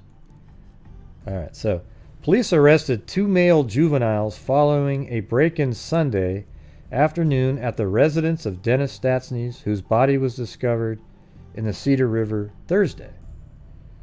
The break-in is the second such incident at Stastny's residence at 222 10th Street since his death Tuesday. Police said Bob Bauer, who shared an apartment with Stastny, caught the 2 juveniles inside the residence and called police. He was not home at the time of the break-in. The juveniles, who are 15 and 16 years old, gained entrance to the apartment by kicking in a door. The 2 were charged with breaking and entering and turned over to the probation department. Assistant Police Chief Barnes said that persons have apparently broken into the apartment in search of drugs. Barnes said previously that he treated Stastny's death as a homicide case, possibly drug-related. Barnes said detectives have been tracking down leads and added that anyone possessing information about Stastny's death should call the Detective Bureau. I admit I need help, Barnes said. He added that any information given will be held in strict confidence.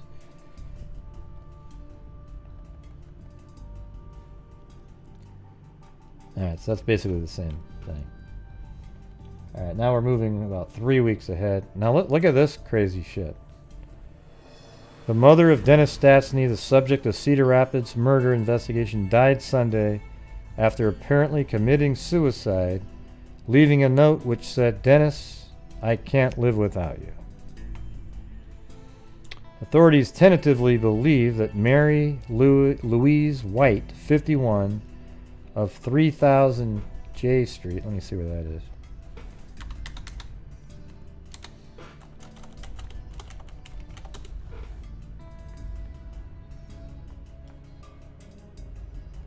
So she looks like she lived like in an apartment or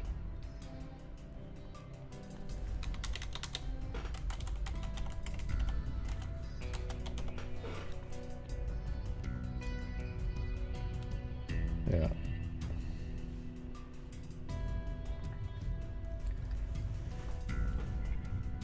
And she took it was an overdose of prescription drugs. Her body was found on the floor of her living room Sunday afternoon. Her head resting on the flag, which was presented to her following military funeral services for her son in mid-August. So her son obviously must have been in the military, and he got a flag. Wow, that's crazy. Beside her was Stastny's photograph, as well as 2 pictures of a grandson. The note she left for her relatives was written on 2 large white envelopes.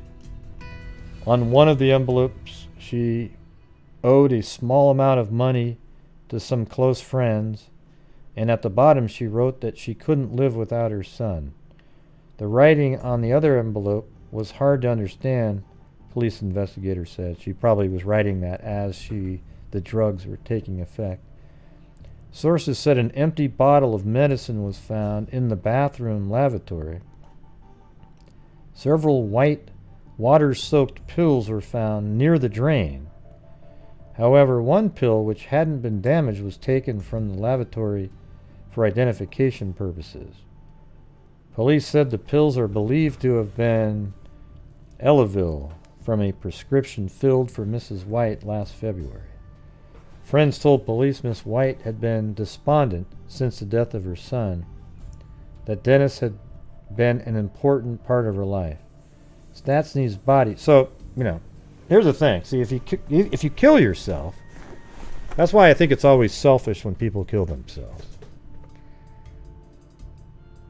Right? Because you're absolutely destroying other people's lives. So sometimes put other people ahead of yourself. I think unless you're in a lot of pain and you kill yourself, if it's just one of those things where you're depressed all the time, you're being very selfish killing yourself. Okay? Now, if you're in pain and you're suffering, then I feel different. Okay? Because there's treatments for the other things. All right? Anyways, that's just my personal opinion. You can do with that what you want. And I don't need the, well, what about this scenarios? Okay, don't need it. All right, let's see. Just a couple of hours after police released information concerning the circumstances surrounding Stastny's disappearance, the police probe in the Stastny case was launched August 9th after a bloody hunting knife was found in the bedroom of his apartment. The blood trail stopped outside staircase which led to the backyard. However, at the bottom of the staircase was another pool of blood, indicating perhaps Stastny either couldn't walk further from the apartment or that someone left him there for some time before taking his body to the river. Oh, wow. They said there was a big pool of blood. Now they gave a little bit of extra information. This last one said, however, at the bottom of the staircase, this is the outside one, was another pool of blood, indicating perhaps that Stastny either couldn't walk further from the apartment or that someone left him there for some time before taking his body to the river. Officials found a stab wound in Stastny's chest which had pierced his heart.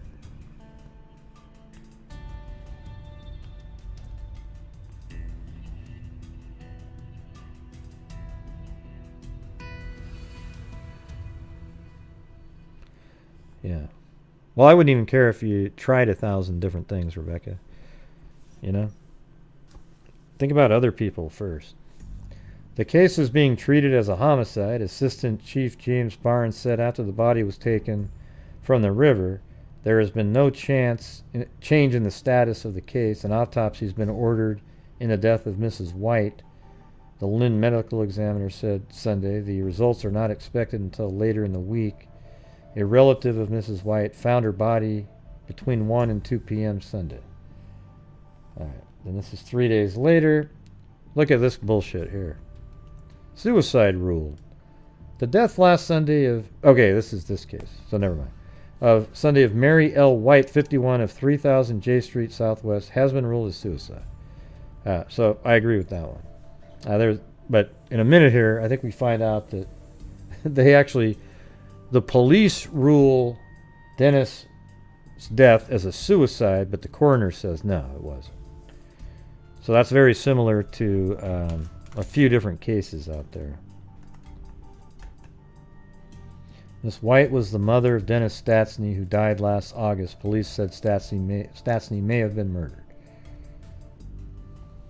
Okay, now this is 6 years later. This one.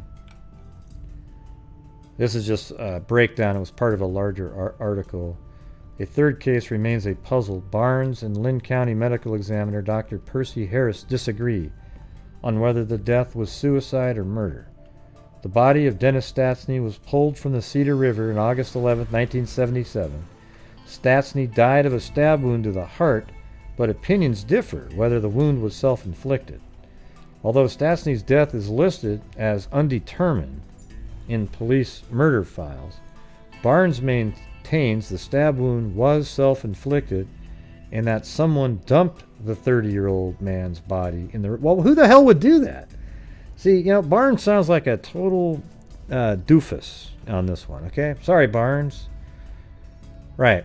Right, okay, so a guy accidentally stabs himself, and then you go, hey, oh my God, everybody, let's dump him in a river. Wouldn't you just call the police and say, hey, you know, we got a guy here, he looks like he stabbed himself accidentally. You know, it wouldn't be any fingerprints on anything. It would. Instead, see, this is right up in the alley of chopping the body up into parts on an accidental death at your house.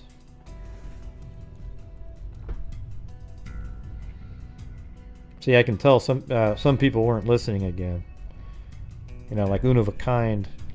Yet the family pays off all their bills. Like, what does that have to do with what we're talking about? Oh, you mean the suicide angle? Oh, I see. Okay. Yeah, so don't you think it's a little bit strange to find a body of a roommate and they're stabbed? You don't know how they got stabbed, right? Because you're just a roommate, right? And then what do? Take them, you just go, oh, crap.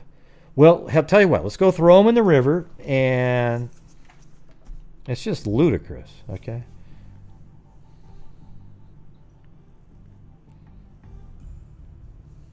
Makes no sense. No sense at all.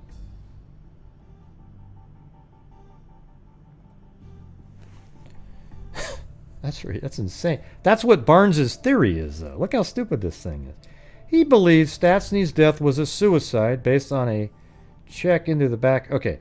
Although Stastny's death is listed as murder, he says, Barnes maintains the stab wound was self-inflicted and that someone dumped the 30-year-old man's body in the river. Oh, give me a break. He believes Stastny's death was a suicide based on a check into his background and detectives' finding at the time of the investigation. He declined to elaborate, but police said at the time of the investigation that Stastny's death possibly was drug-related. Barnes said an anonymous caller telephoned him at home after Stastny's body was discovered. The caller told him that Stastny's had committed suicide and his body was dumped in the river by unknown individuals. Oh, okay. Well, I'll tell you what. That's it. That's the answer, everybody.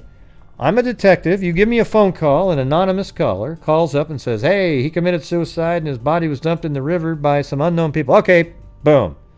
It's a suicide. We're done. What a joke. Have you guys ever heard anything more dumb than that shit? I don't even care what the guy said to him. Listen to that again. Barnes said an anonymous caller telephoned him at home one night, probably having a little sip of a Tom Collins or maybe even some, some nice scotch, And he said after Stastny's body was discovered, and that's when the call came in, after the body was discovered, the caller told him that Stastny's had committed suicide.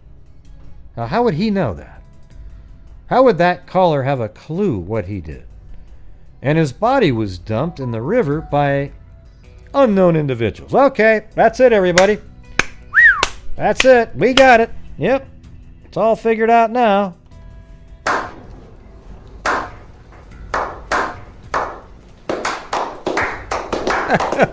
What a total idiot.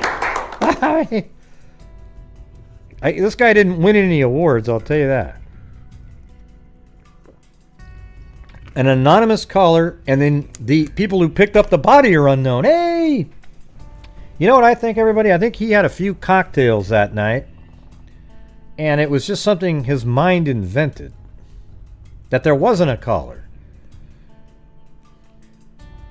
Hey, let's see. Ooh, it's an anonymous caller with anonymous body carriers, but it all works now, and I can move on to other cases. Yep, that's it.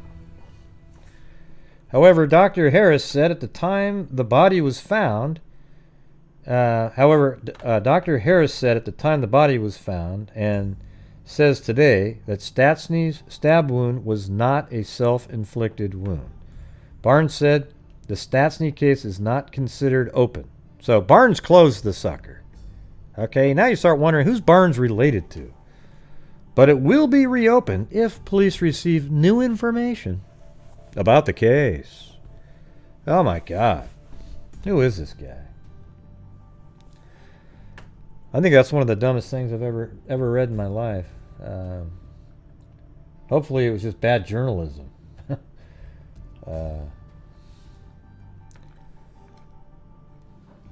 So they have basically almost all the same articles in here. Distraught mother takes her life. Yeah. So nothing different in that, but I figured you guys would think that one was a little bit interesting. So that's a total. Let's just review it here really quick. And I also, I have to admit it's odd to me that Dennis lived right here, and then just 7 years prior, there's a murder of a person that literally not even 2 blocks away, and then maybe 3 blocks away is another missing person. So one sort of absolutely random theory without any, it's just total speculation on my part, is what if Dennis, who was 30 years old, had something to do with Paula Jean and Karen Teresa? He would have been 24 during Karen Teresa Street, and he would have been 23 when Paula Jean Oberbreckling died. But I don't even know where Dennis lived. He might have lived some totally different spot and just coincidentally lives there. But wouldn't it be weird if he did have something to do with that and then something happened to him?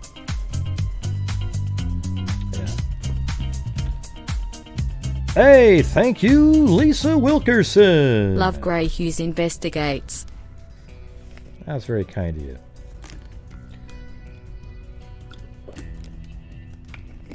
So what are you guys thinking about this one?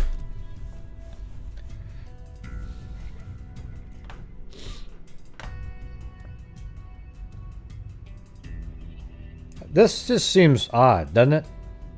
How close 3 of the unsolved cases in Iowa are within this small, tiny little area right here.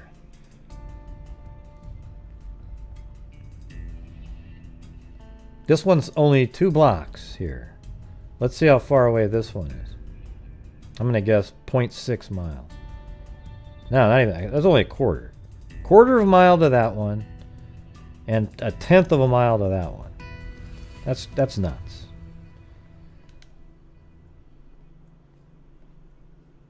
And then Karen was last seen, this Karen Street was last seen right here.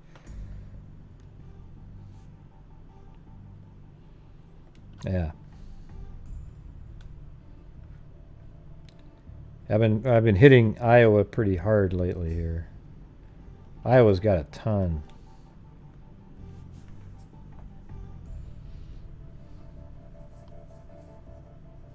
Yeah, that's the one sort of common thought there, I think, William, is Barnes. Wow.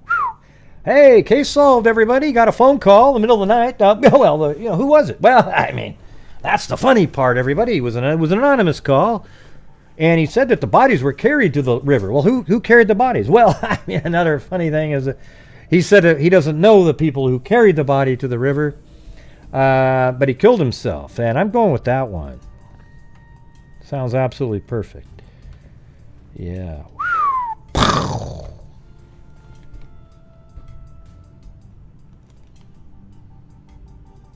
Yep. Bunch of malarkey. All right. So while you guys think about that one, I'm going to eat an apple here really quick.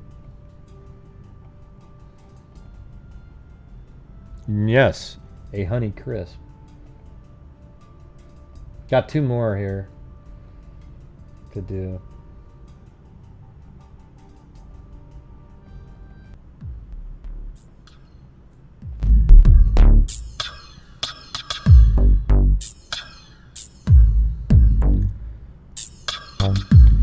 Barnes could be a lying dog-faced pony soldier.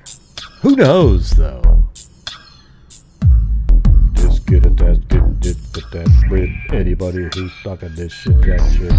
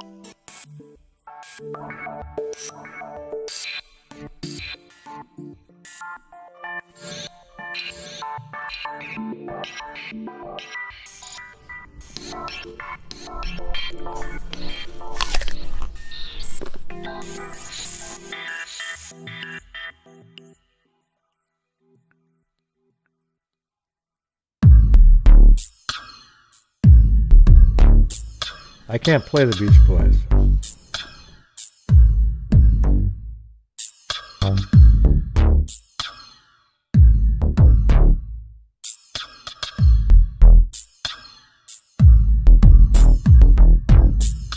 It's called Basement Floor. This is the one I bought off of I don't even remember where I got it now. Huh.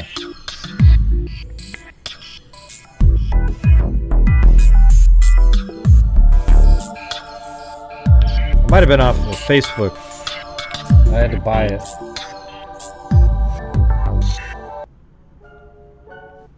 Yeah. Oh, that's our rap. Here, let's do the our rap again. Here we go. Well, I won't interrupt it. Yeah, I've been doing this true crime thing for quite a while now. And during this whole time, I have not seen one person that is a crime dissector, plug rejector. I'm a certified human lie detector. Gonna get ya on a stretcher if you try and play me like an old projector. Crime sector is my nectar. Professor Gray is gonna give another lecture. Crime collector, freak connector, and I'm always good. Fool deflector, interceptor, and I'm meaner than a spectre with a vector on his pector. With all respect, y'all, just remember I've a temple fucking check ya. I have no agenda, I'm no pretender, and I'll serve it to you straight without the blender. Hey, thanks, Caroline. And in the end, I'm gonna send ya on a mission to reveal the true offender. Yeah, so I'll just get right back to work. All right, everybody? Talk to you.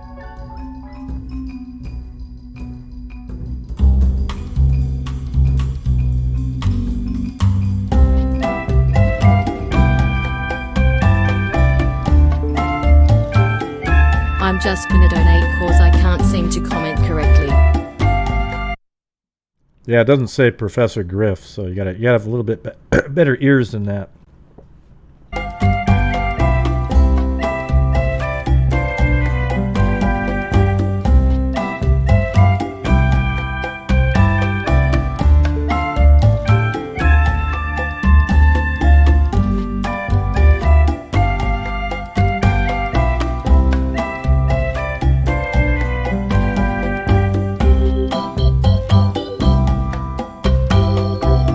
I hear a little Barry Manilow coming.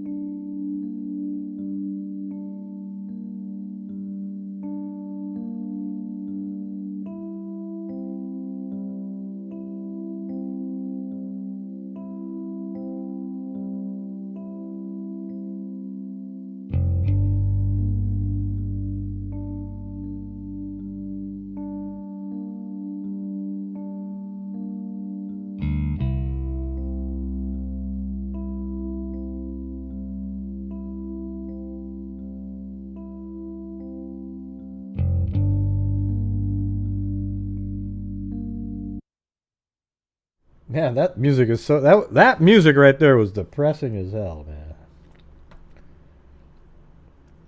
Man, that was like... Whew, wow. I get it now.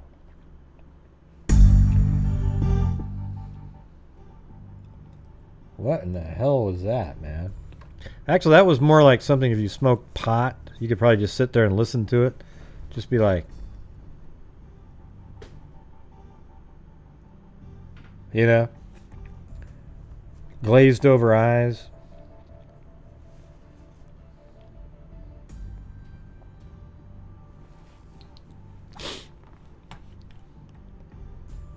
Yeah. Thanks, Gloria Batari.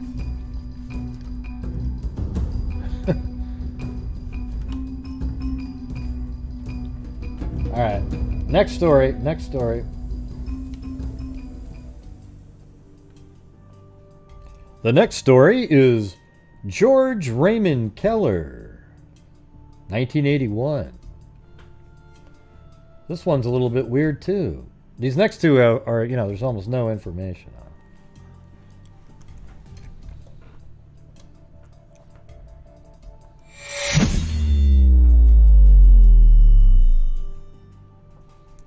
Here we go. Slang investigated. An autopsy revealed that George Keller, 61, of Osceola, died of a gunshot wound. Iowa Division of Criminal Investigation reported late Tuesday. The DCI spokesman said the investigation is continuing. He would release no other information. Police said earlier that Keller's body was found in a pool of blood in the garage where he lived, 12 miles northeast of Osceola, or however you say that. Osceola. Essola. Let's type it in. How do you do that one? How do you pronounce?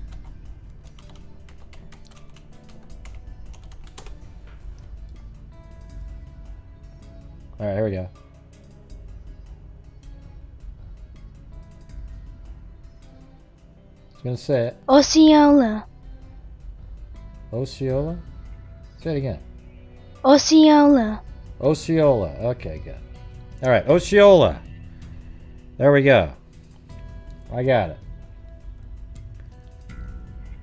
Oh my God! Everybody wants to type in as fast as they can to hope they get the right pronunciation. All right, it's Osceola. Okay, we got it. Thanks. Well, looks like Una of a Kind had it right. Jeez. What you want a medal or something?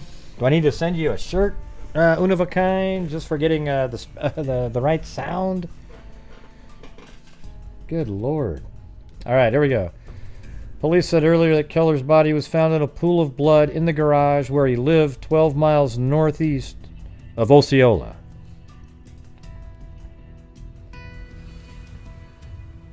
I can just see it now. We cut to the next scene. We're at the White House.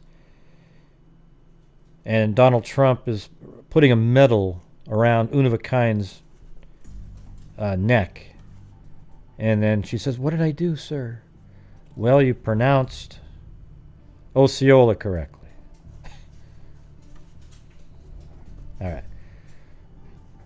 right. State and local law officers Tuesday were investigating the slaying of a rural Osceola man who was shot to death in his home.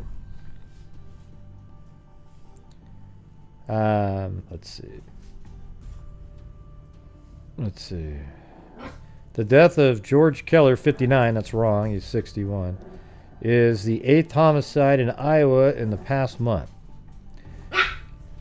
Keller, who raised chickens and was known in the Osceola area as Chicken George. That's what they called this guy, Chicken George. He was found early Tuesday morning. Hey, Chloe, calm down a little bit. Chloe? Oh, shit. Here, let me, where do we get this? Just a second.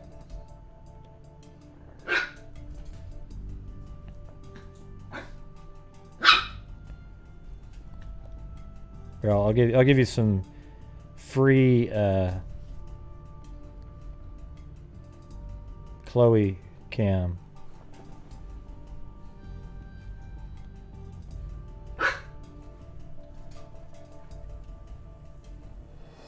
See, look what they put all the toys all over the place. See, Blue just wants to like take a nap, right? Look at it. Look at this crap. See, here's the reality. Chloe, Mary Lou, and Zozo are all the same thing. Okay.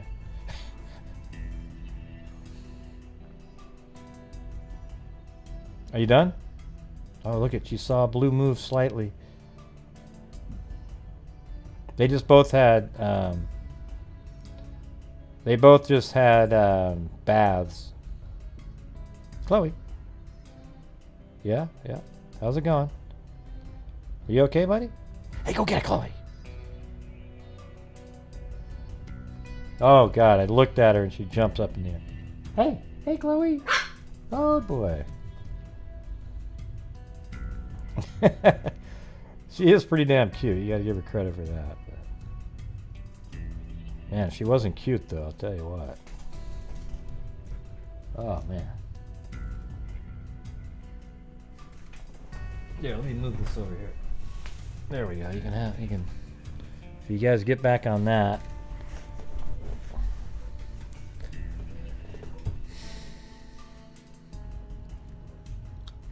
All right. Okay, let me get back to this one now, though.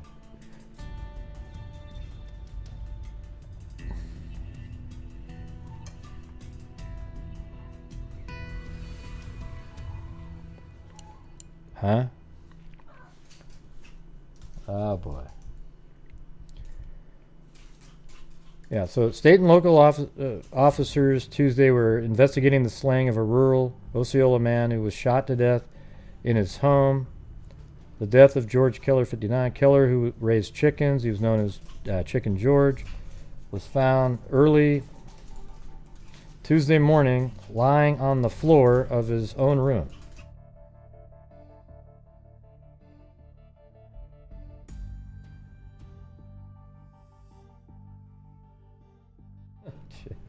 Chloe's just, she won't stop barking. I had to turn off the... Oh my God. She just did the Scooby-Doo move where she runs and then her legs just kept going like this, but she wasn't getting traction. Okay, I think she's good now. All right. So Chicken George. Can you just grab her? It's easier just to grab Chloe. She just keeps running around. Now, bad girl, bad girl. He was found early Tuesday morning lying on the floor of his one-room home about 12 miles northeast of Osceola. He was, I wonder if if it's 12 miles, that means it's about 10.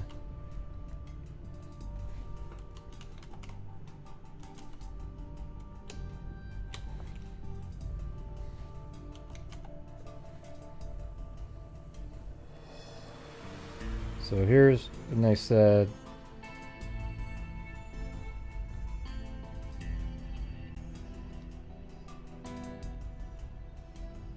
hold on. Hey, thanks, Firefly Shy. 12 miles northeast. So let's see if it just randomly, I would go about 10. Because driving makes it 12. That's how they figure it out. Northeast, though, right? So. Hope everyone had a happy Thanksgiving. I appreciate your channel, Gray. Smiley face, blue heart, star, star, star, star, star. Well, thank you, Firefly Shy. So I guess he lived out in this area somewhere. Yeah, who knows? There's almost no way to figure this out. They didn't give his address out, and I couldn't find him anywhere. So, alright. Tuesday morning, lying on the floor of his one-room home about 12 miles northeast of Osceola. His body was discovered by a sister, Lucy Kent, who went to the home after Keller failed to show up for work at the Overland Plaza's company Chaplin truck stop at the junctions of Interstate 35 and U.S. Highway 34. Station manager Bob Wetzler said Keller had no phone at his residence, and Wetzler asked Keller's sister to check on him when Keller did not report for work. Wetzler said he went to Keller's home when Kent told him that Keller was dead. He was in a pool of blood, Wetzler said. He had one hand up in the air like he was lounging or something. Not sure what that means. Clark County Sheriff's officers and Iowa Division of Criminal Investigation agents were investigating the homicide, but would reveal little information. Roger Stevens, assistant DCI chief, said Tuesday night that an autopsy revealed that Keller died of gunshot wounds. He would not elaborate on the shooting, saying further comment could jeopardize the investigation. DCI agent Eugene Meyer, who was in charge of the investigation, said Keller had been dead for a matter of hours when his body was found about 12:45 a.m. Tuesday. We are pursuing several leads, and there are a lot of people to talk to, Meyer said. He said Tuesday afternoon that investigators had no suspect. Meyer would not say if authorities suspect any connection between Keller's death and the fire that destroyed his home about 2 years ago. See, I think that seems, I don't know, could be related.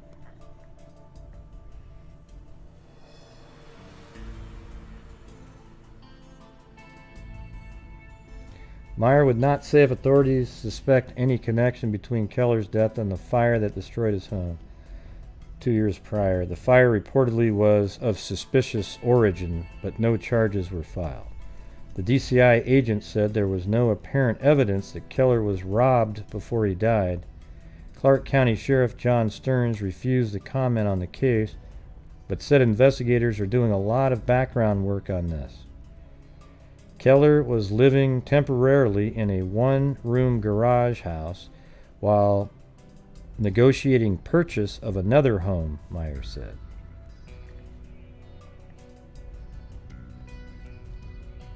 Yeah, it seems like sort of this quirky, eccentric guy. Authorities remain closed-mouthed Wednesday about the investigation of the murder of George Keller, 61, of rural Osceola, what was it again? Osceola? Now I can't even remember.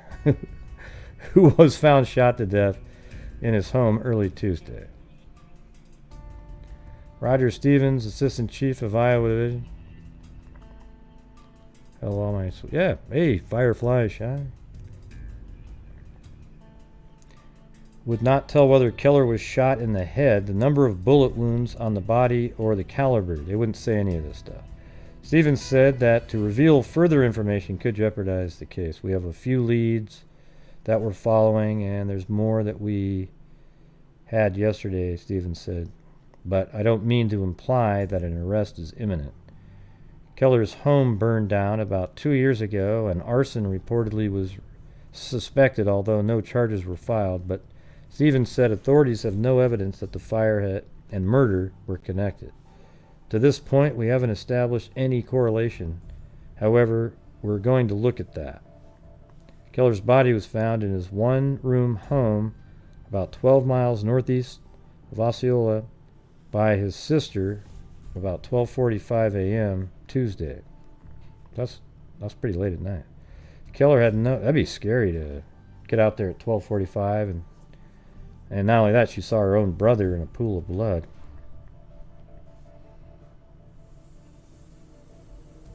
Keller had no telephone, and she went to his home when he did not arrive at work at 11 p.m. She summoned the manager of the truck stop, who said he found Keller lying on the floor in a pool of blood. Yeah. Okay. So now there's just this long 2-page deal in the paper, and that's kind of it. for him, so we'll just read through this whole thing and see what it says, all right?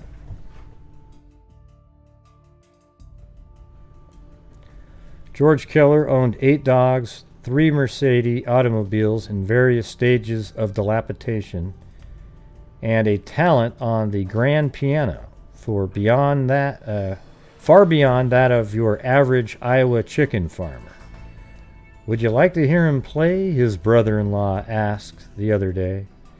It seemed like an odd question, given the fact that Keller had been brutally murdered 6 months ago and was now 6 feet under Clark County soil. Well, it's even odder that you wrote it like that, you know? You know, like who the hell, you know, it just sounded so cold the way that the writer wrote that. Wow, what a strange question when your brother's 6 feet under the dirt, you... I mean, really? God.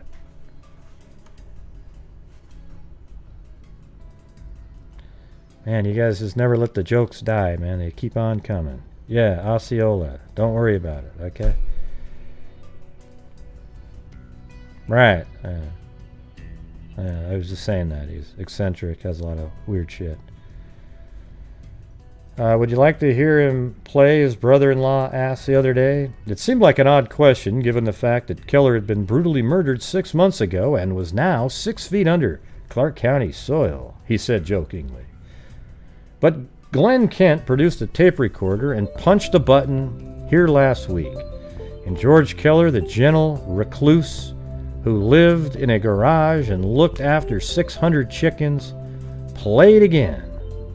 He played masterfully, with a flourish on a high notes resembling icy rain and a tumbling on low ones like thunderous fire. Chins at rest. And around the kitchen table of Kent's farm home here, 9 mostly graying heads bowed and chins rested reverently on the tops of bib overalls, but it was only an overture to grief and confusion, for the kin of the dead man still are dogged by questions. Wow, so he has 9 siblings. That's crazy. The law can't answer and the music can't ease. Who killed George Keller, the fellow teasing youth sometimes called Chicken George? Who killed George Keller and why? And why, on the night before he was shot, did he tell a coworker that he was convinced his death was imminent? State figures show that rural homicide rate in Iowa has been creeping up in recent years, while the statewide total has remained static. But there was nothing typical about Keller's slaying 12 miles northeast of Osceola in an area described by the investigators as typical rural America. Shortly after midnight on the morning of September 29, 1981, Glenn and Lucy Kent found Keller's bloody body just inside the door of his garage home, lying in a semi-fetal position 2 feet from his piano. State investigators later would reveal that Keller had been beaten badly. Oh, I didn't know that part. Then shot in the head and body with a small caliber weapon. So he was shot in the head and body. For Clark County, it was only the second homicide in 17 years.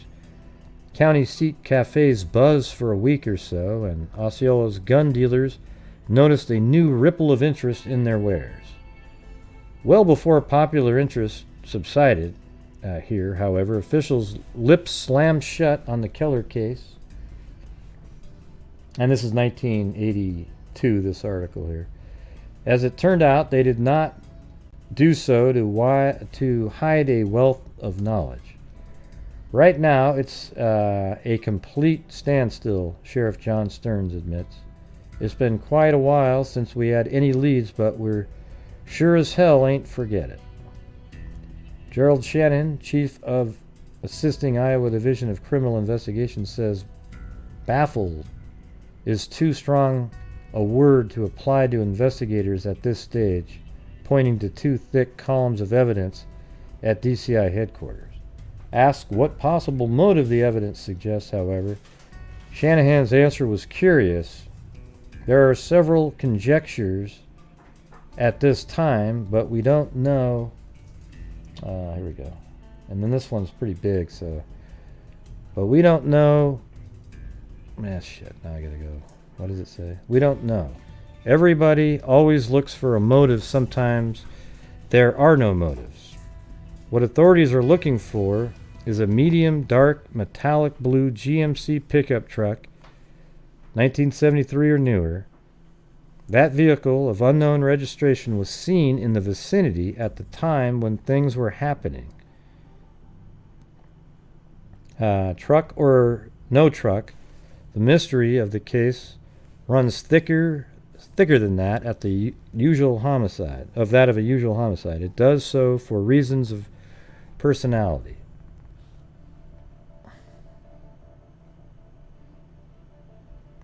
Chicken George, a name Keller did not like, fits far more neatly as a character in a Steinbeck novel than as a victim of a real-life murder.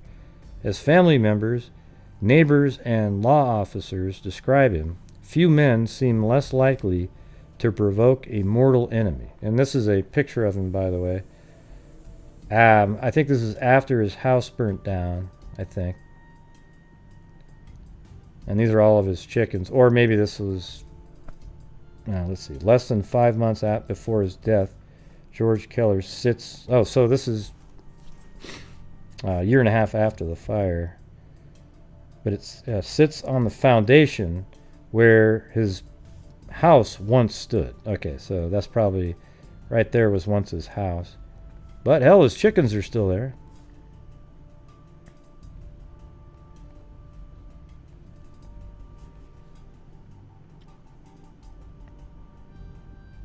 He was born 62 years ago last week to a Dutch mother and German father. Of the 8 children of Orrin and Ina Keller, only George would inherit Ina's inclination for music. After graduating from Indianola High School, George went to work the local soil conservation office, then off to war in September 1942. So he fought in World War II. Or I don't know what he was doing over there, but while he was away, he did not ask for snapshots of the young women from work. The only one he ever known to have dated. Instead, George requested pictures of his piano. You know when you're off the war and you go, hey, send me a picture of my girlfriend. Well, he wanted a picture of his piano. Good night, Tracy. That's pretty funny. And here, when he returned 3 years later with a Purple Heart, so he was wounded in Germany, and Sergeant Stripes, he did not bring with him the usual stories of war. Instead, he talked about how beautiful Germany was and how they had their trees planted.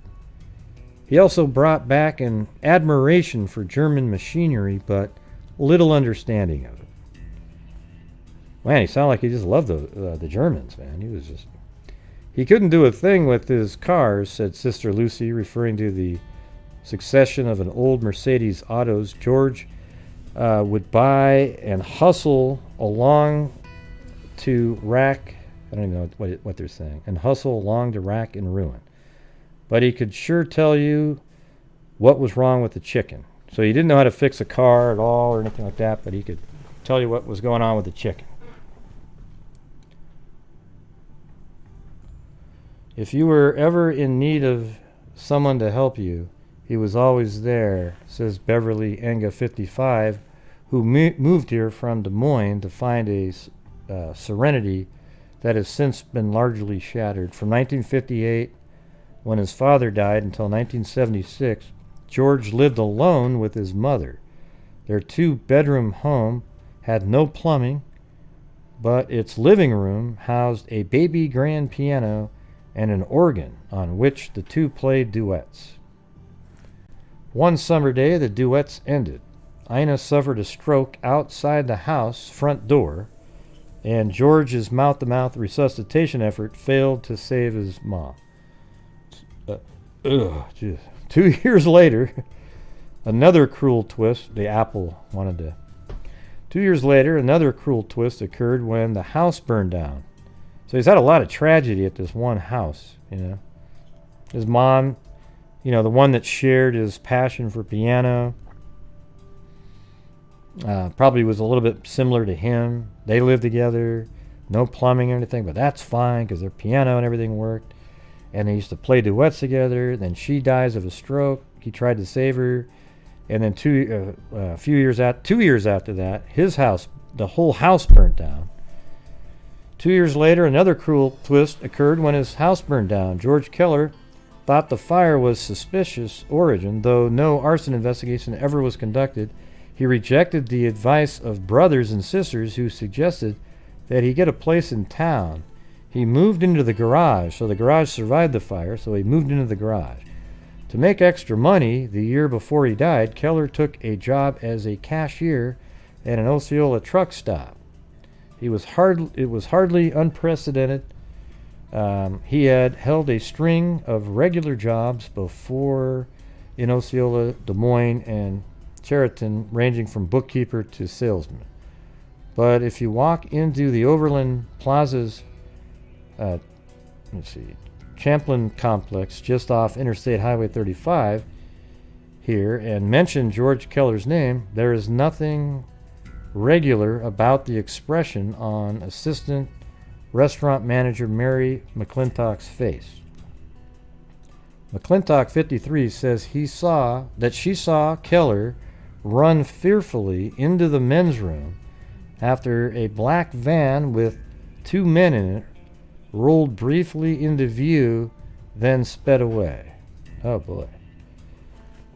I'm going to die. Then the night before he died, McClintock says she had the following conversation. Though she now thinks Keller was deadly serious, she dismissed it at the time partly because he was the truck stop clown, boy who cried wolf, known for distinctive laugh and endless supply of jokes. Boy, who's like that in the chat? It's hard to remember. He said, Mary, I'm going to die. And I said, well, George, we all are. But he looked at me and he said, well, I'm going to die sooner than you think. When somebody's after you, you don't have too much choice. That's pretty crazy. Keller never revealed the reasons for his forbidding to the McClintock, but other friends of the victim think he had witnessed a drug deal of some kind near his property. Former co-worker, maybe those same people wanted him gone and tried to burn his house down, and he didn't leave. He stayed there. So then their next move is they just took him out. Former co-worker Danny Hoyt, 24, says Keller had mentioned seeing dope transactions take place near his home. Keller was known as something of a watchdog in his neck of the county, quicker than many to report suspicious activity to the sheriff. Wow, so he was known as sort of like, not a snitch, I guess, but just somebody that was looking out and would call the police. So as soon as they saw that he witnessed them, they had to take him out. Yeah, and it'd be cool if you could find where he lived, but it's hard to... I haven't seen any mention of it. Just a vague 12 miles northeast of Osceola. Sheriff Stearns, however, says Keller never talked to him about drugs. Never talked to him about drugs. Really? Stearns and DCI agent Pontius both say they are convinced that there is no connection between the burning of Keller's home and the killing. How do you know? How could he be convinced of anything? I mean, these guys, they just... As for the statements that Keller feared for his life, Pontius discounts them as just idle talk. Well, it sounds like we got the same dummy as the last case. He expressed that fear to some people, but to others he didn't. Close shutters. It is not an explanation that inspires great confidence in town, nor in George Keller's old neighborhood, described by one resident as a place with a lot of locked doors and a lot of closed shutters a half-year later. Let's see. The family still grieves, grew tired of waiting for answers from officials' channels after a month or so, and sought light from psychics. Oh God, that's dark. You're not seeking light from a psychic. You're seeking absolute nonsensical information. But there is little satisfaction there either. One of them, Glenn Kent, recalls, said the guy would turn himself in right after the first of the year because his conscience would bother him. Well, I couldn't see anybody who would do that having... Oh, so the psychic said, oh, he'll turn himself in at the end of the... Outside the garage that George Keller once called home, that's the keyboard right there. The keyboard of an old piano leans against the weathered siding. It is, let's see, an apt enough symbol for the fate of the fellow who once made pianos thunder and rain. In the gentle life of Chicken George Keller, all things would eventually be broken, all things it seems, but the mysterious case of his murder, and that's it. So that's it. Everything would be all things it seemed, but the mysterious case of his murder.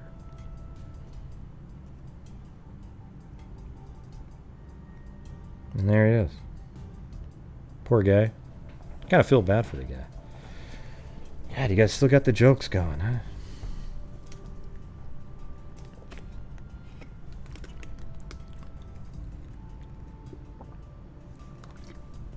Yeah, poor guy. He kind of reminds me of the guy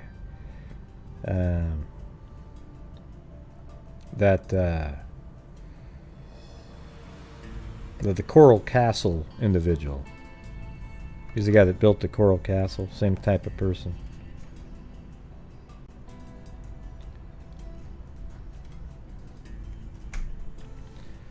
Chicken George.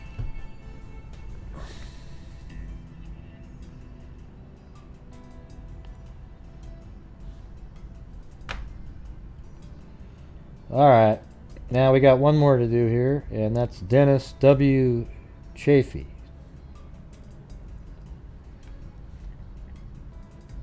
And here's a picture of him right here, just a second. This guy. This is 1983.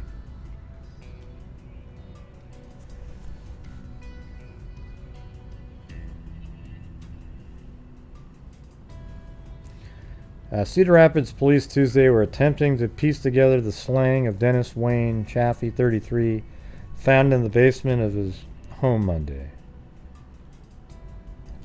Jim Barnes, chief of detectives, said Chaffee, who was believed to have been shot twice in the head, was discovered about 8:30 p.m. by his father after attempts to reach him by telephone were unsuccessful. Barnes said there were no signs of forced entry. It wasn't immediately known if anything was stolen. Chaffee, an employee at Wilson Foods, had been dead several hours before he was found. Chaffee had been watching one and a half year old twins in the home, Barnes said. They were unharmed. So he was shot dead while watching his two twins.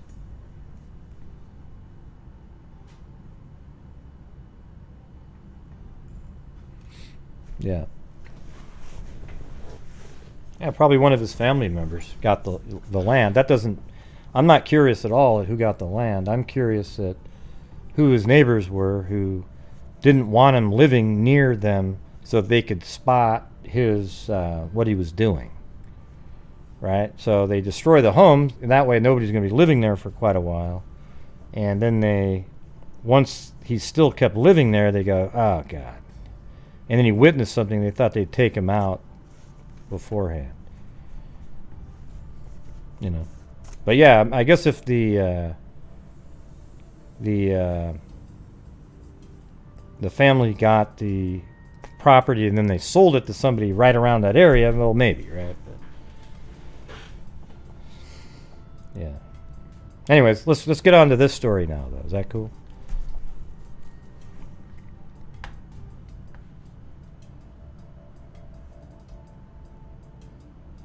Yeah.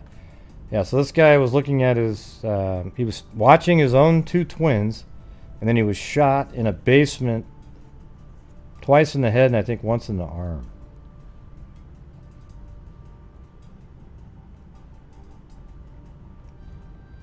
So here's the house right here. Tots found with body of CR murder victim.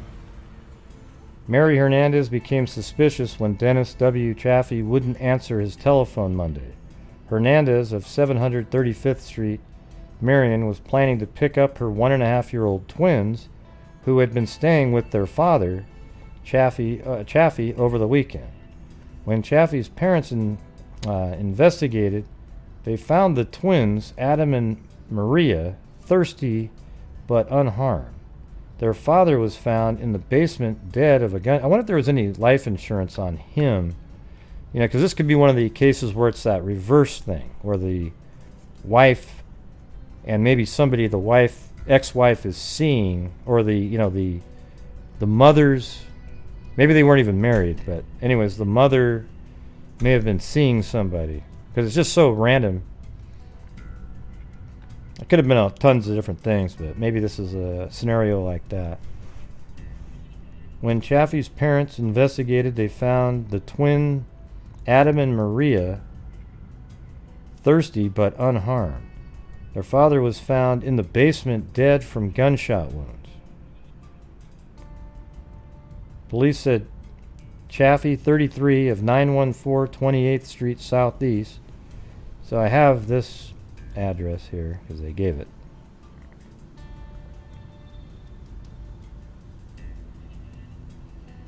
Oh wait, that was a different one. 913. Just a second.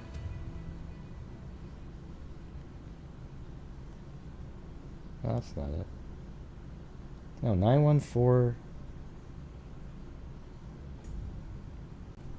914 28th Street. I had this earlier. I don't know why it looks right there.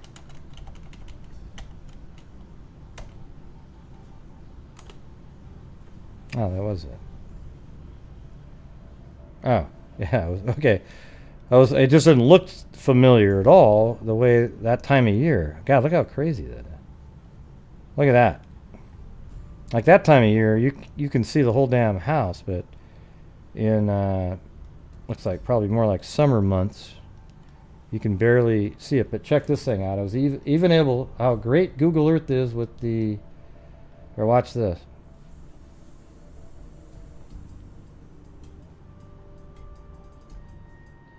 Here, I'll rotate it around, but right there. See, you got that window, boom, boom, double, double, double, double. So you can actually see it. That's where the photograph was taken, probably about that angle, like that. And that's actually part of the story, was how it was surrounded by so much stuff. Police said Chaffee, 33, of 914 28th Street Southeast, died after he was shot at least 3 times. An autopsy on Chaffee's body was conducted Tuesday, but results were not yet available. Authorities refused to speculate on when the shooting occurred or the type of gun used, saying they were waiting to see the autopsy results. Police officials would not comment when asked if they had any suspects in the shooting death.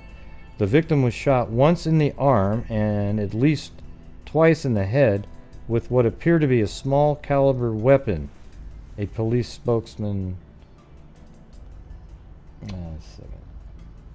said.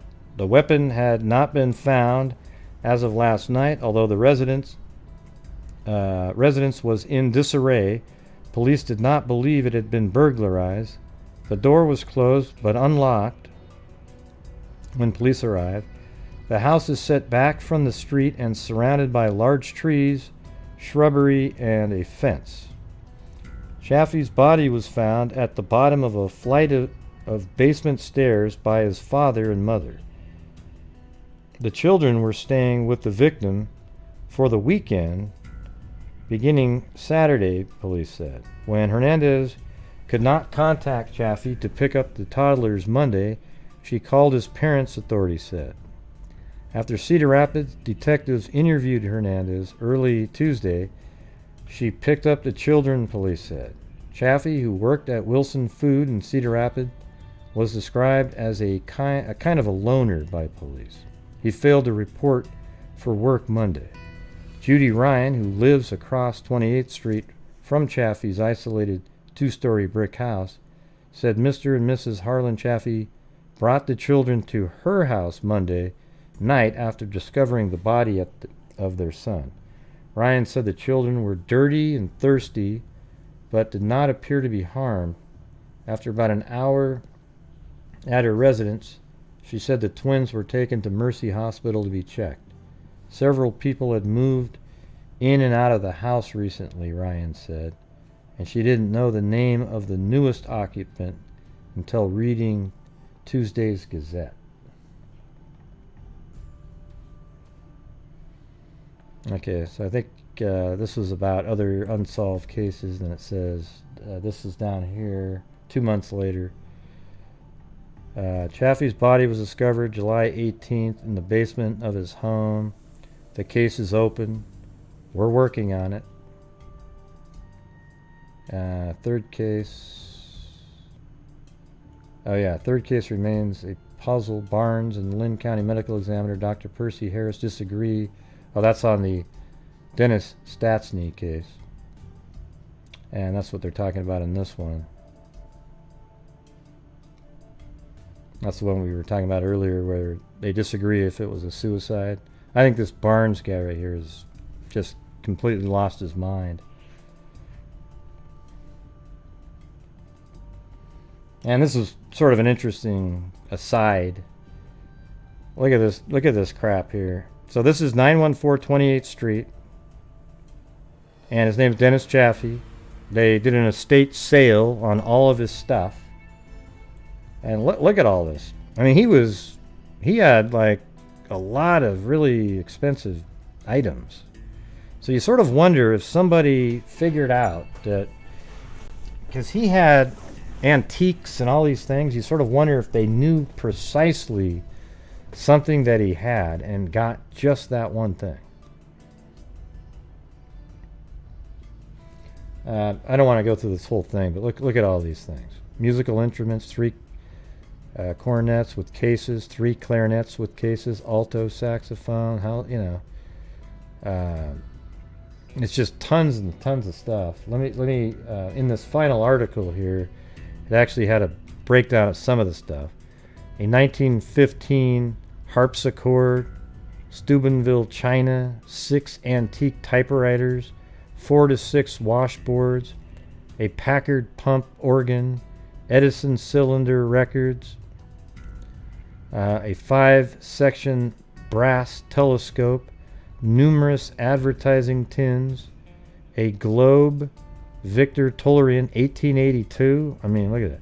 An antique Wurlitzer lighted speaker, Sears potbelly stove, mini Mickey Mouse cookie jars, Dutch boy and pig cookie jars, numerous pieces of Depression-era glass, and many other antique items. So, I mean, it could be, and there was a lot more stuff in there. You know, he had stuff for the kids, sleds, snow skis, Yeah, I mean, he just absolutely tons of stuff in there. So you kind of wonder if he had, somebody knew about something he had. He might have been at a bar saying, oh yeah, I have antiques. Oh man. Somebody said, hey, what's the greatest thing you have? Oh, I've got this. Boom, boom, boom, mentions it. And then somebody hatches a plan to go to that house and then force him to get that item. And then they just shoot him and he tumbles down the stairs and they're gone with that. And it'd be really tough for almost anybody to know all the stuff that he had. Like, how would you even know what's missing in a house filled with all this stuff. You know? He would have had to have it all written down on an inventory and then somebody say, oh, look, this is missing.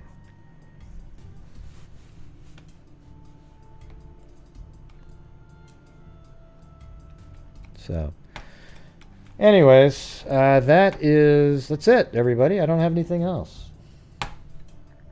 Isn't that amazing? Been a 3-hour show. 3-hour show. A 3-hour show.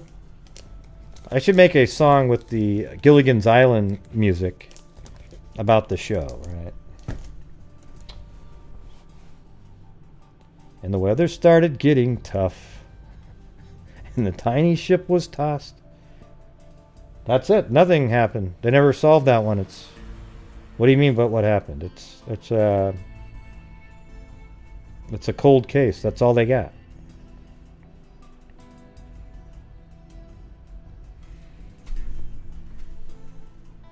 We don't get to have the answer.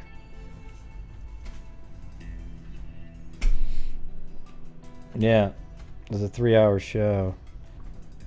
But if you guys get bored, you should go watch the hearing in Arizona. Man, some of these people. I mean, by the time it was over, the entire house, they were like, oh man, we're going to, do something. I mean, they were really focused in on changing some shit. Pretty wild.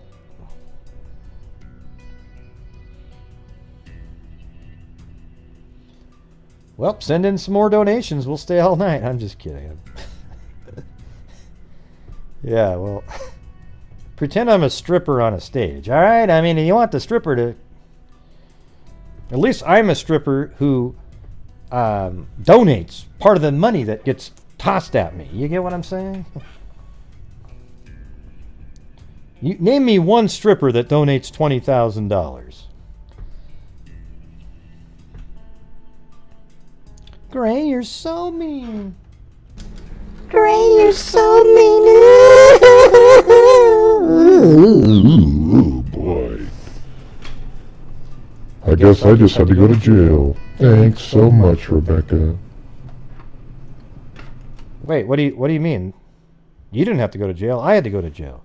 Oh, yeah. You had to go to jail. Yeah. Yeah, it was pretty good.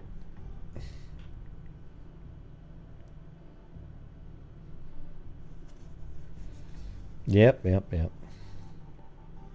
Just... Huh? I don't get it. That's one of your jokes that didn't make any sense.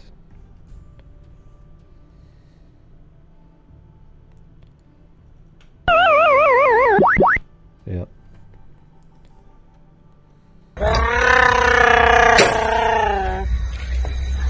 Chewbacca? Oh, I'll be Chewbacca if you want me to. I'm just going to get out of jail because I think... Oh, well, thanks, Emily Flotilla. I'll get out. Yeah, I mean, you guys have already... You gave me enough... I have enough in the bank account that I could just use that to get out of jail, right? Yeah. Thanks, Firefly Shy. Gray, you're so mean.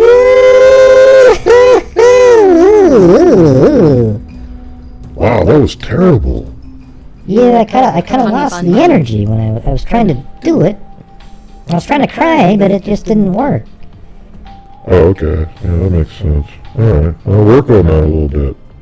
Okay, I'll do it. Alright? Okay, hey Gray, what are you doing? Gray, you're so generous. Wow, look at Gray, he's like a ventriloquist. Blue heart, money bag, money bag.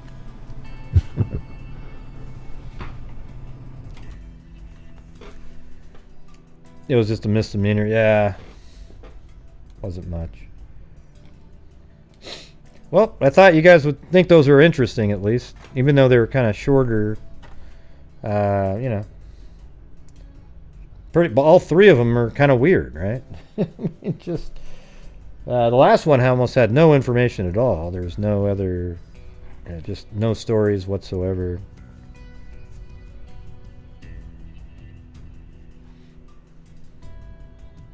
Yeah.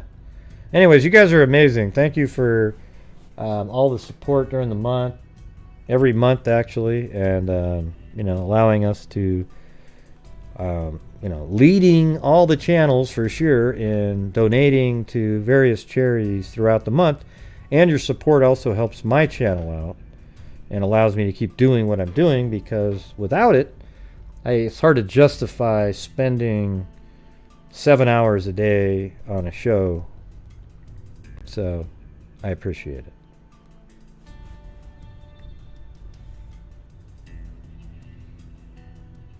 I'm not sure if Barnes was actually in on the other one.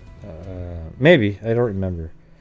I think I just read about him because he was on the second paragraph about the other case. But maybe. Maybe I missed that. Yeah, good old Barnes, huh? It's good solid detective work there.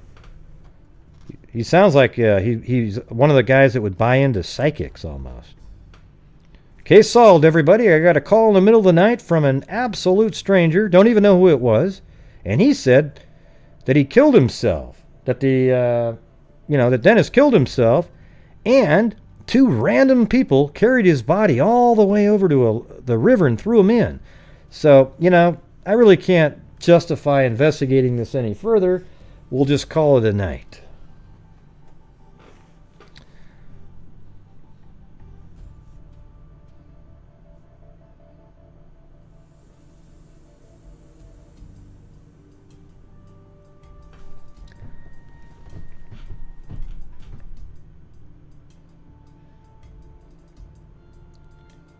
Yeah, maybe, Gene. Who knows?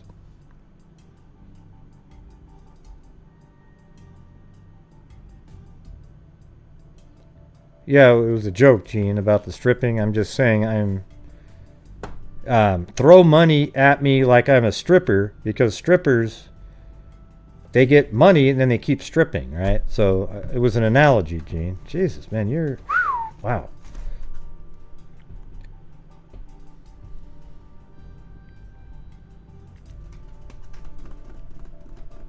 That was one of the dumbest things I ever heard. Right next to the case where, after 10 days in, the crackpot detective, top of the line detective, sent the bloody dress of a beheaded girl to a psychic, because that psychic would easily be able to identify the killer at that point, and then it got lost in the mail. So they're right on the same page there. They probably went to the same school. You guys remember that one, right?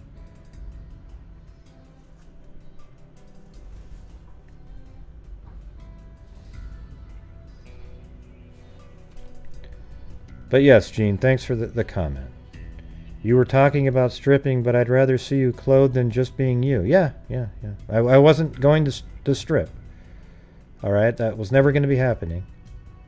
And no, I wasn't talking to you earlier when you said, "Are you talking to me?" And the answer was no.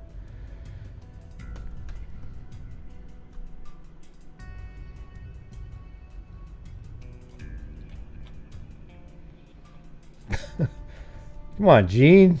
Don't overthink it, all right? It's fine. And I had to go back up and read the string of... Oh, get it? G-string of conversation.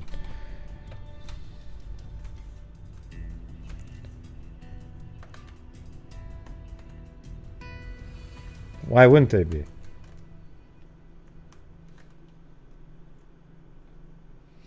What do you mean the juveniles?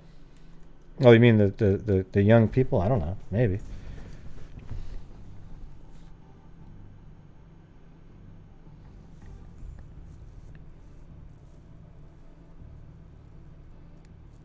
Oh yeah, I wasn't talking. I was talking to somebody else.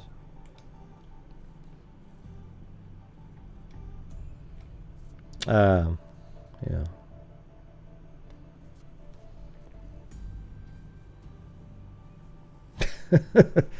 That's okay, Jay. Save the money, man.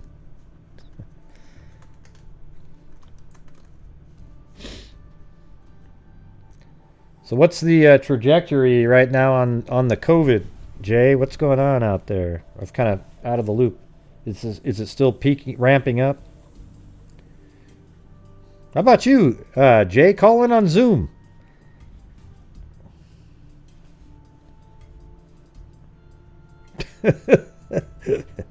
Yeah, I don't think Kevin, would be like, yeah. That's funny.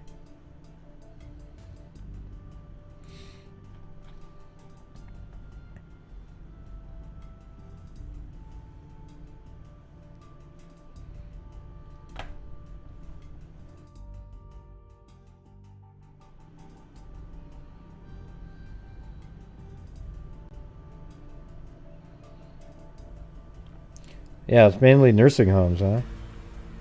What's going on? Why didn't they just protect the hell out of nursing homes? I don't get it. They could have let the damn, if you protected everybody over the age of like 65, you could have let everybody get it. And there would have been this really low death rate, and it wouldn't, but it's hitting these and specific communities. I guess the African American community with high diabetes rate, they were getting affected more than others. African Americans are a really big percentage compared to their population percentage of the deaths in the COVID, right?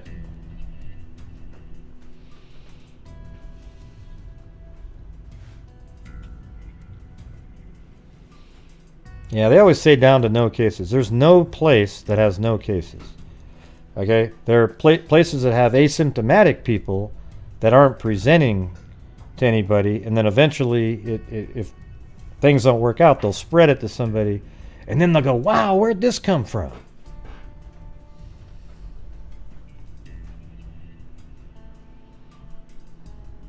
Especially when you have millions of people in an area.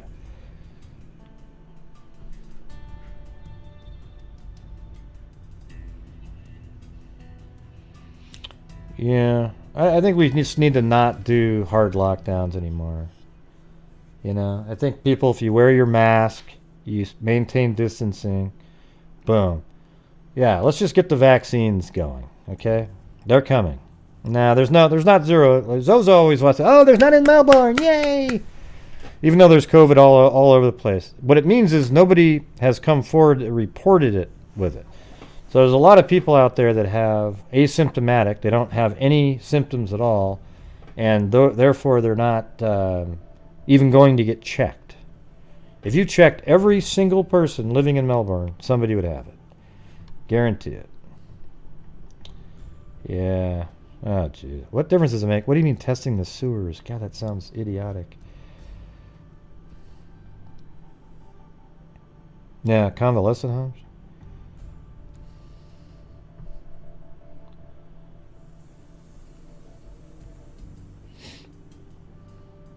Yeah. Well, we test more than anybody, really. I mean, it's that's why there's so many more cases too, because it's everybody's getting tested. So you got hundreds of thousands.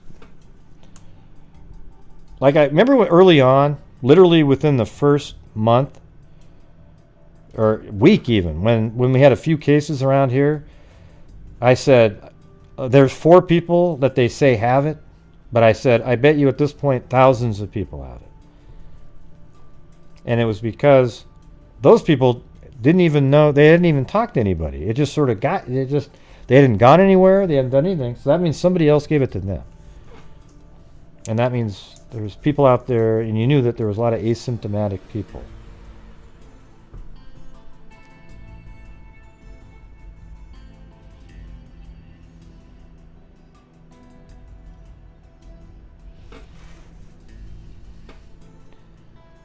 I don't know. I haven't heard anything about sewers being tested. That sounds kind of like crackpot shit. No. Once they go to the bathroom, you can collect samples from the sewage system And you'll be able to detect the virus as it sheds. Bullshit.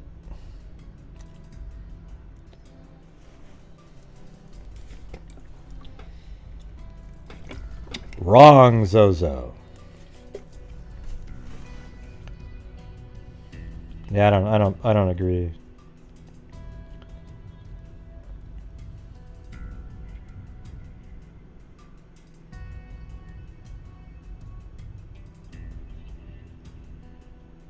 Wrong.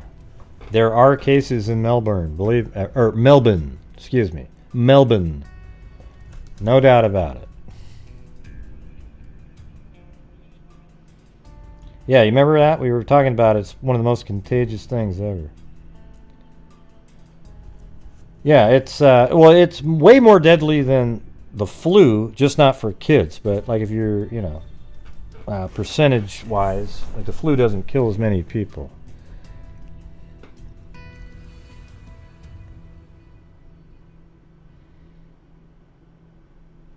Yeah, there's a video out there that you can watch. It's pretty interesting.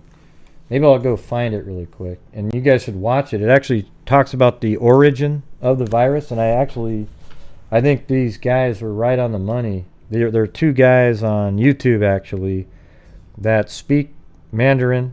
They lived in China for a while, and they were able to read all the articles and stuff, and they actually traced it back to an ad in the Chinese newspaper looking for, you know, virologists that wanted to study the coronavirus in bats in the Wuhan facility there. Okay, and it was right before that. And then the lady who worked there, she just disappeared after that. Yeah, so let me I know that Cairo sent it to me again because I asked him. I couldn't remember the name. Oh, that's right. He gave me the name. Okay, now I have to... might take a second, so hold on.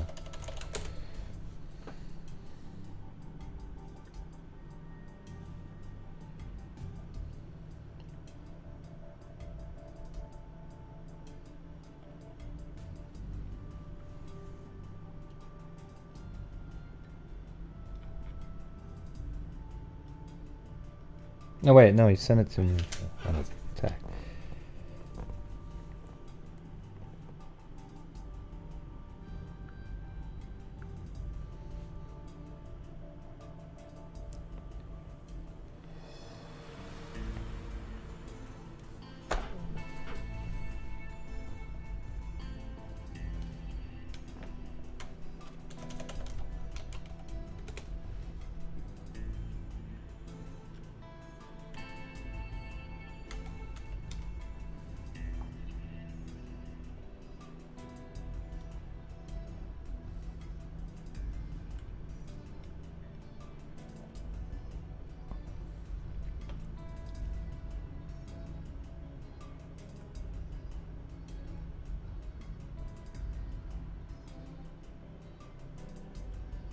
There it is. This one right here.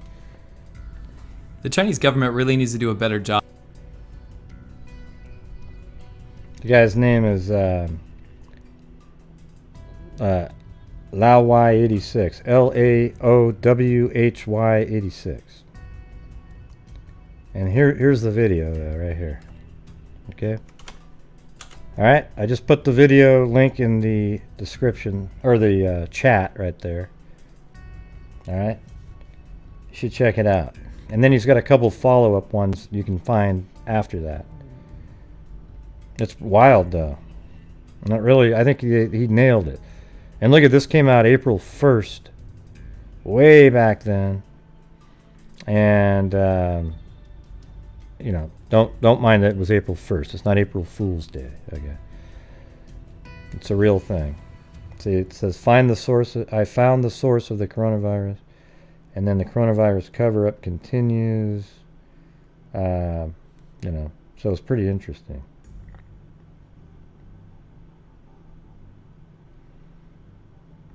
Yeah. So he had like, I think, but prior to that, it was kind of like dating stuff, and then he switched.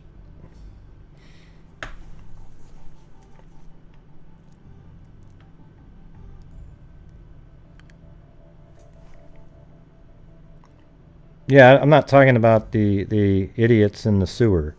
I'm talking about there's people that have the coronavirus in Melbourne. I don't care if they say that nobody has it. All right? There's people that have it that are asymptomatic, and that's just how it is.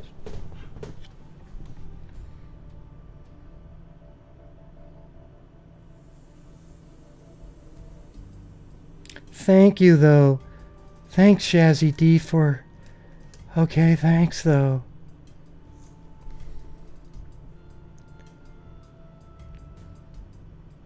Yeah. All right.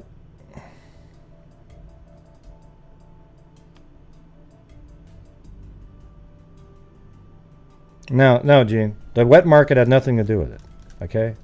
The wet market was just sort of a bullshit cover-up story. You keep bringing the wet market up. The wet market had nothing to do with the coronavirus spreading.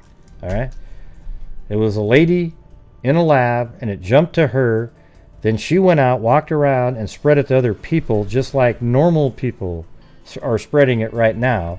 And because of the population density, where everybody has about 3 feet of movement, it's like a huge amoeba of people in China, it spread like wildfire. And here's what I think. I bet you in China over 1 million people died from the coronavirus. They're just not telling us. They completely stopped counting. Remember that one day there was 50,000, 70,000, 80,000. All of a sudden, they're all down. They're all gone. Just like Melbourne's trying to sound like. Oh, they're all gone, everybody. Wow, look at that. They're all gone, everybody.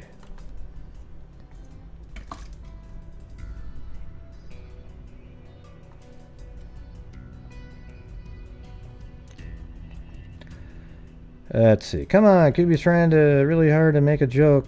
I thought you would laugh for sure. I don't even know the joke. Can't see it. What's the joke? I don't see it. Yeah. What's the look it for? You have to type in. You can get a look at emoji.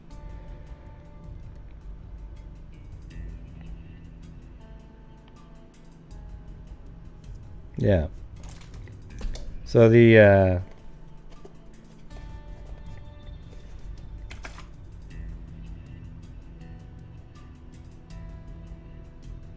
yeah, remember the one doctor? He just sort of disappeared. Oh, he died from COVID. Really?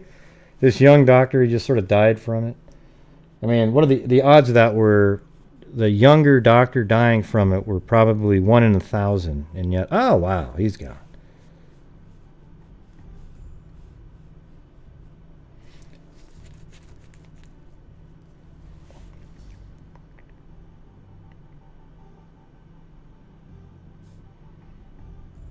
Yeah, I'm glad that they're. That's a really cool technique, man. They're checking sewer systems for the coronavirus, but it doesn't mean that your town's free of COVID because they check the sewer, and oh wow, there's no virus in the sewer. Okay, it just doesn't mean anything. I mean, it might mean that there's a low count or whatever. Man, what a great job that is. Jesus. I'm just saying, I guarantee it, there are people in Melbourne that have the coronavirus. There's over 1 million people that live in that area, millions of people, and they've got it. Somebody's got it, asymptomatic person somewhere. It spreads too easily for it just to be completely isolated and gone.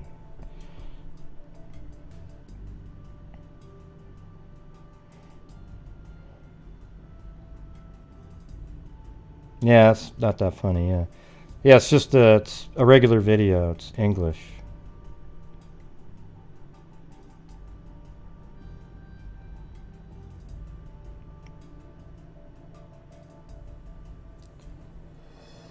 What are you talking about? A trippy animal.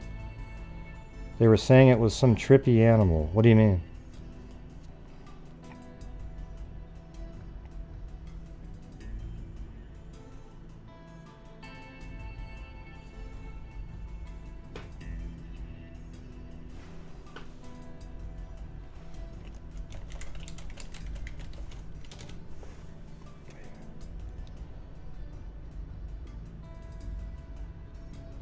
Yeah, Kevin Brown's joke should have got one of these.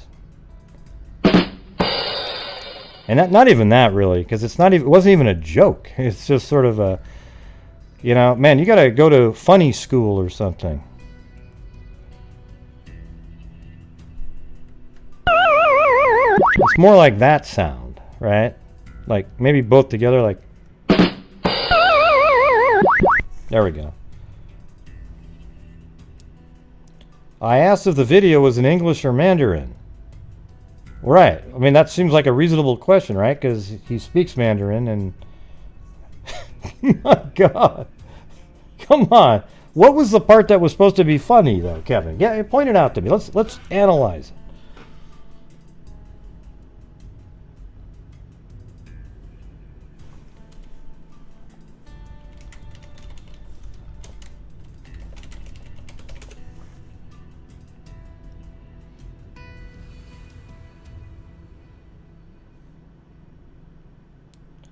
What animal are you guys talking about?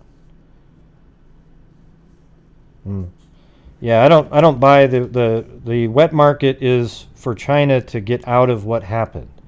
Watch that guy's video. It's so clear, it's ridiculous, and it makes total sense.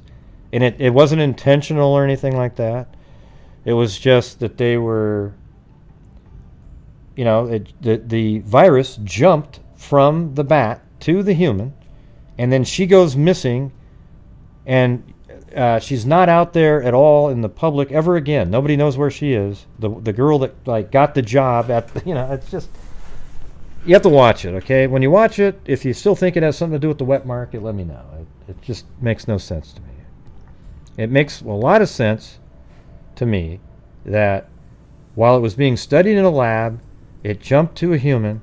That person may have been asymptomatic or maybe had some sort of flu feelings, and then spread it around in the community, and it took off like wildfire. And sure, maybe she walked through the wet market because there's a lot of people there and other people got it, but it had nothing to do with the food or any of the animals in the wet market, in my opinion, okay? Because I think what they say in there is totally perfect.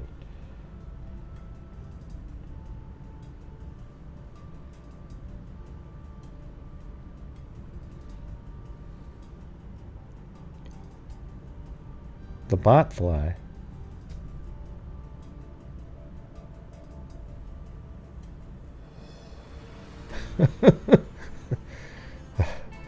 Okay, hey Kevin, you gotta give me get a funny some other joke just so I can think. Okay, he's got a little sense of humor there. That was.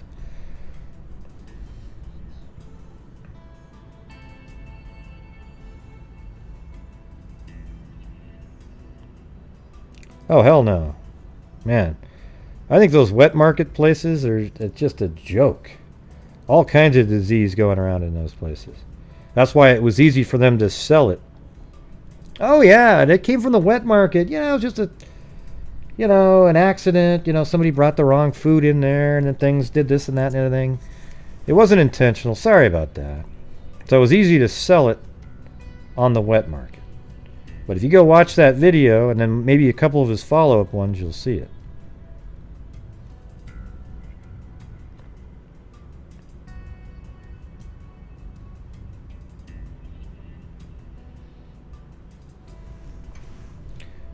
How do you find Will Smith in the snow?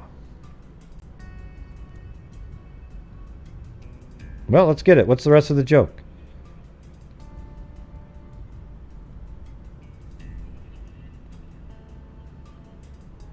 It's going to be based on one of his movies. Oh, or show. There you go. You look like Fresh Prince. Oh, you look for Fresh Prince. Oh, shit. Oh, God. Jesus, man. You guys really have to get a little better jokes. Chewbacca? Oh, I'll be Chewbacca if you want me to. You know what I'm saying?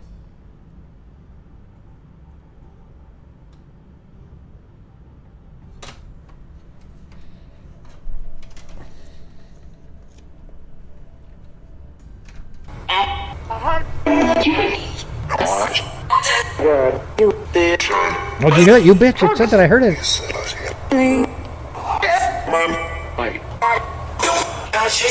No shit. It said, hear that at the end. Look at the end. It says, no shit. Did you hear it, everybody? Heard it. Okay, let's do it right now. Ask a question to the EVP. You're looking at a case. Which one is it? Missy Beavers. Okay. What's the guy? Who is the person in the church? Oh, his name is Ed. Did you hear that? It said Ed. Listen, Ed. My God, the person. No, listen. If it turns out that person's name is Ed or Edwina, because I think it's a female. No, wait. Let's see. Where did the bullet hit the body? Oh, a heart. Did you hear that? The second word, it said a heart. Did you hear that? The second one said a heart. Watch this. At the heart. Look at that. At the heart. What? Whoa! We figured it out, everybody. That's it. Anyways, I'm going to get the hell out of here. Thank you guys, everybody, for making it a great donation night. We're now at $20,000. Boom! All right.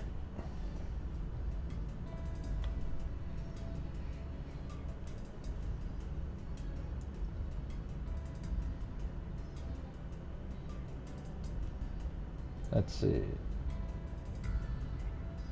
Gotta get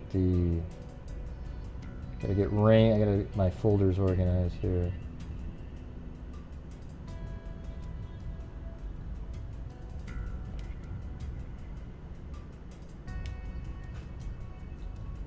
Where's the other one?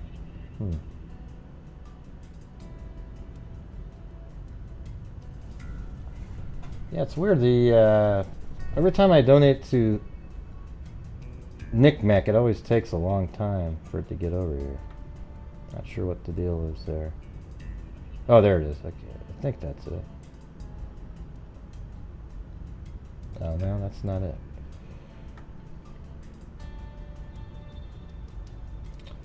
All right, well, thank you to Sandra, Linda Howell twice, actually, on PayPal. Thank you very much.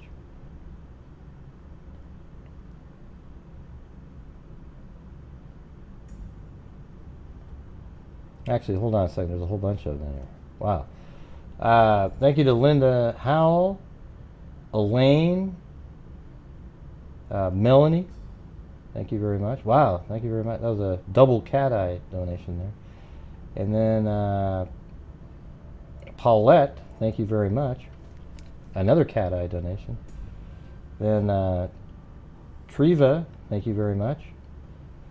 And then Maureen. Those came through on the in PayPal there, and then Linda Howell again, and Sandra. Thank you guys. Wow.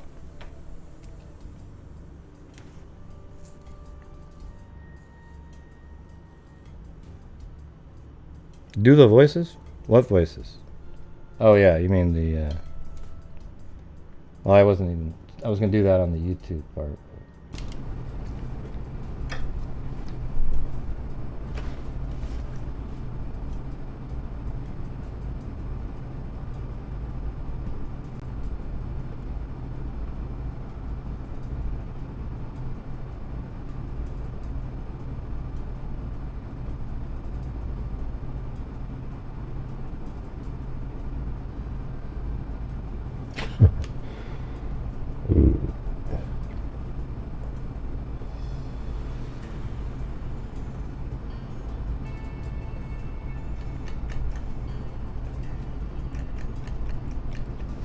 Alright, degenerous freaks. Thank you to Julie W., Zozo, Jessica Schubach, Lee D., Emily Flotilla, Liz Parsons.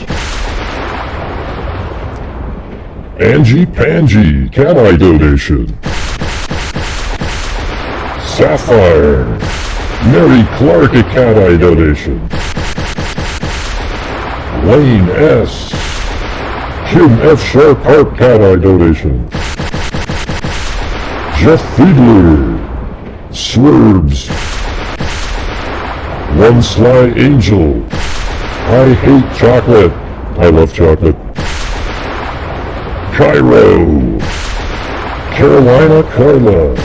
Linda Howell. Rochelle Black. Zozo. Emily Flotilla.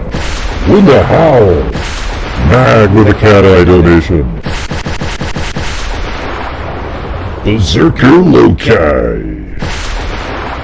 Susie B. Spunky Steph. LN. In the middle of nowhere bear with a double cat eye donation.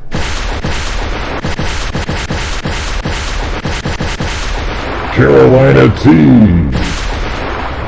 Emily Flotilla. Spunky Steph. Lee D. Cairo. Jen H. Maureen Cole. Jennifer Cochran Fent. Treva McCoy. Emily Flotilla. Emily Flotilla with a cat eye donation. Glenn. J. Case with a cat eye donation. Bush and Beach Lifestyle. Bush and Beach Lifestyle. Spunky Staff. Alley Cake with a cat eye donation. Emily Flotilla. Carolina Carla. Robin Shore. Lisa Wilkerson. Carolina Carla. Gloria Batari. Firefly Shy. Lee D. Emily Flotilla. Firefly Shy.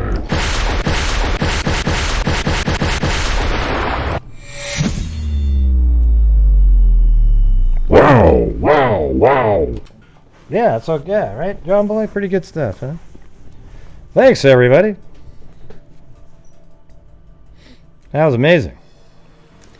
Excellent. So we were able to do $2,000 more. We're up to $20,000 for the year, and you guys also helping support my channel. Thank you very much.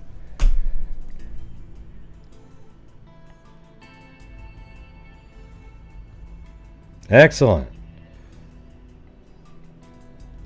So, yeah, I guess they are checking. It looks like they do check the sewers. We'll have to look that out. I mean, I doubt that, like, if you had two people crapping out coronavirus in a city of 200,000, you might not even get one sample back in that. Okay? It just sounds pretty crazy. How'd you like to have that job? Maybe you need to get Mike Rowe out there for that one. Tonight's dirtiest jobs are looking at toilets for the coronavirus. As a matter of fact, we put on a scuba diving gear and are swimming through the toilet system, trying to pick out that one piece of crap that just might have the coronavirus on it. Thank you very much, and good night.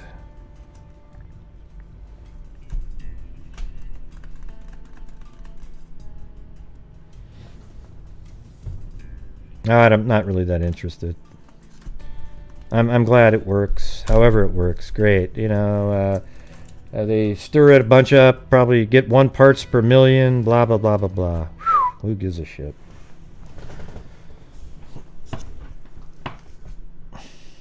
Let's see. I mean, if it was more interesting, I'd probably go watch the videos.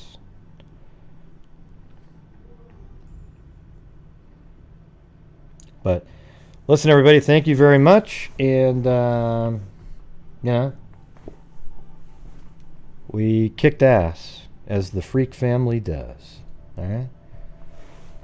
So that's it, everybody. And maybe I'll go check it out, Kevin, just for you. All right. But watch that video that I sent you up above where the origin came from. And there it is again. For those of you who maybe missed it, I just put the link right there. And there you go.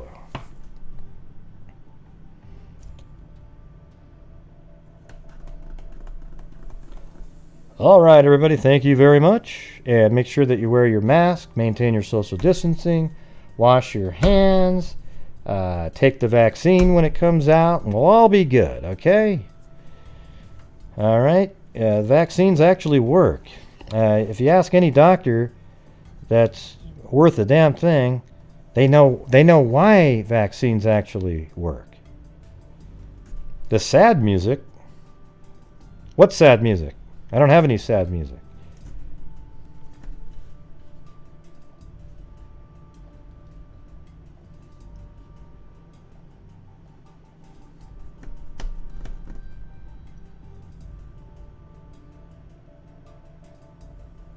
Oh, that one? I don't even know where I got the...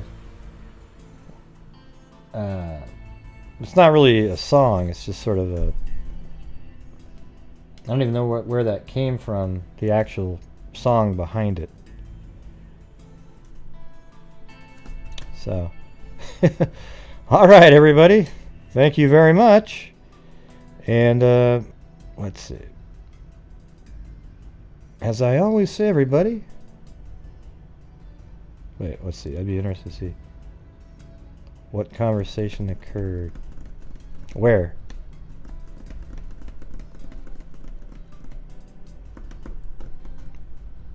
All right. So I always say, everybody, until next time, be safe out there. Wash your hands. Maintain your social distancing. Wear your mask. All right? And here we go.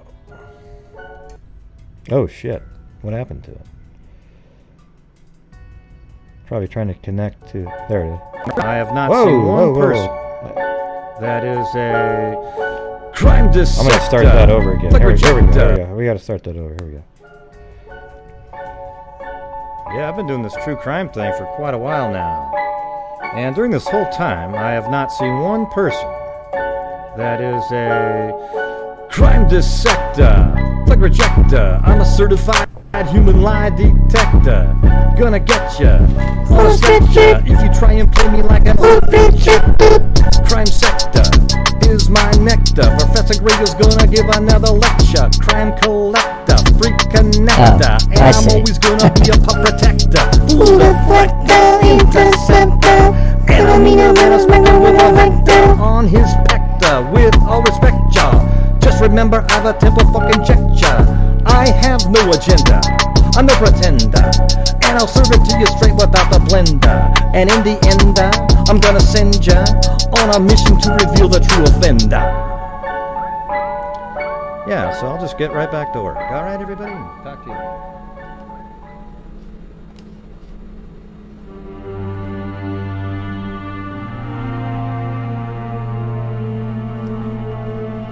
It was a hard night. Hey, why is this so ominous and sad sounding? What's going on? It sounds so sad and scary and mean. It really does. It really does, Mary Lou. It sounds absolutely horrible. What's Gray doing? Why is he making me so sad right now? Gosh, John boy, I feel sorry for you now. I hope you sleep well tonight, John boy. You too, Mary Lou. I love you, Mary Lou. I love you too, John boy. You're the best. What in the hell happened? Those bastards? All of a sudden they care about each other? Mary Lou and John Boy. They met each other,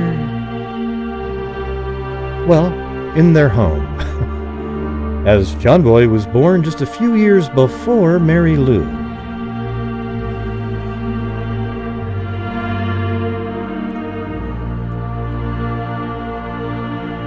Early on in John Boy's life, he had lost his leg in a strange firecracker accident. Mary Lou at the time laughed as his leg went flying in the air. She wasn't sure if it was just a prank or not. Interestingly, Mary Lou caught the leg as it flew through the air, as if she was a wide receiver in a football game. She came running back with the leg, placed it gingerly below John Boy's bleeding leg, and for a moment, just for a moment, it looked as if John Boy was whole again. John Boy had a smile on his face, hoping that it was all just a dream, as he looked down at the leg that seemed to be holding him up at the moment. He then stepped forward. His leg stayed exactly where it was planted by Mary Lou, of course, and he fell straight down on the ground, smashing his face into the pavement.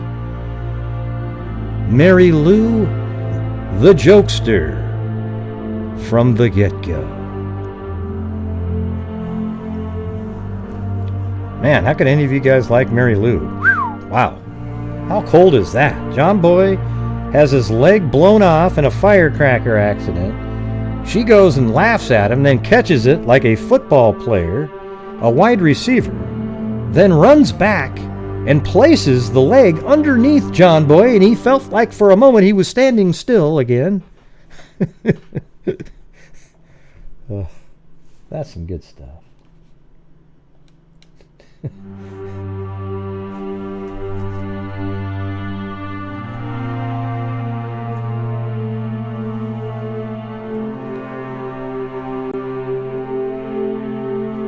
Yeah, good idea there, Jay. It allowed for an extra creative moment for me. Now back to the happy times with the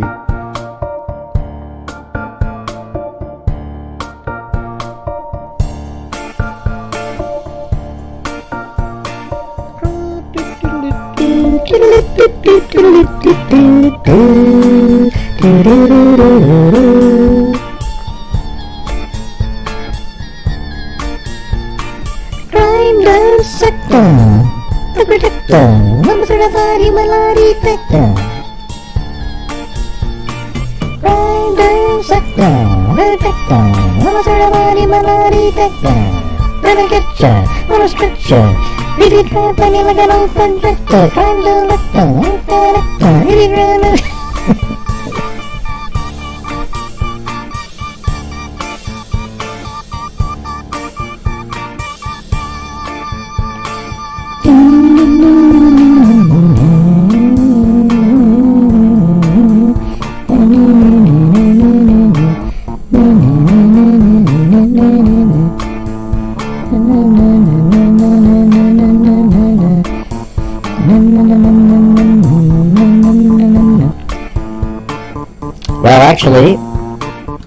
Actually, Midge 7890, the whack job, I've actually played that song for 3 years. I just don't have a podcast with it in it. But I might use the song in my videos because I bought the music too. They don't own the music, you idiot, but thank you. Ding diddling ding ding. Ding diddling ding ding ding ding ding ding ding ding.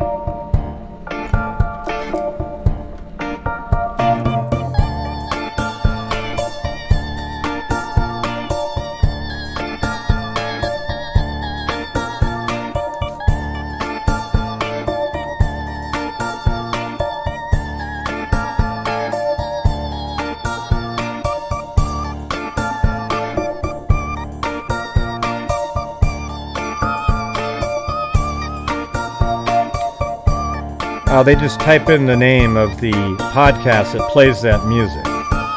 Oh, that's trace evidence. Golly gee willikers, Gray. Oh boy.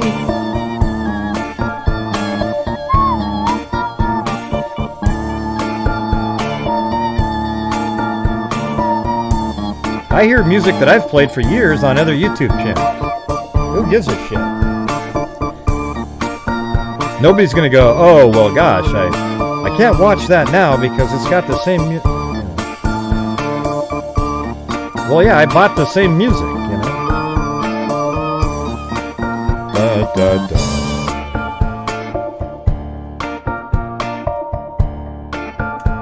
Yeah, they're just always waiting. The trolls like Midge7890. Then they'll come back and say, "No, I was just saying it reminded me."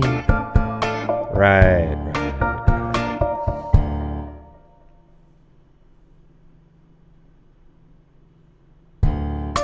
Nobody's copying anybody. A podcast named Trace Evidence uses that same music that I have in my a lot of videos that I've made over the years. So what? Maybe they got it from mine. You know, because I did it in the April Tinsley videos. And I don't care either. You know, that's the thing.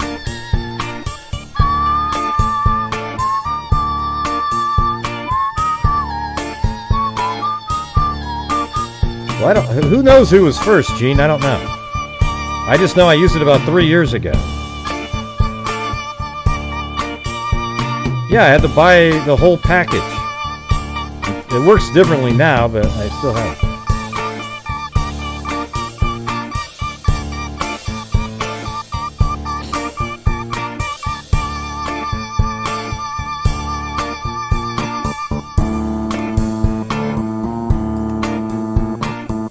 It's just so weird how they get so just...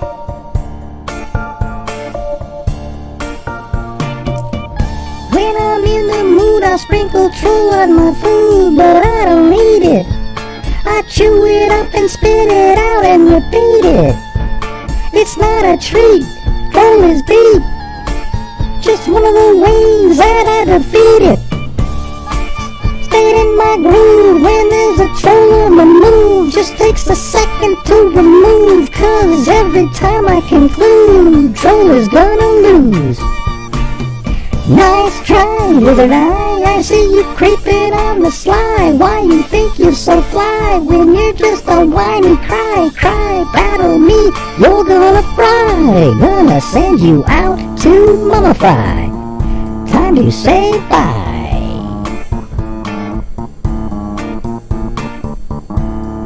Okay, bye.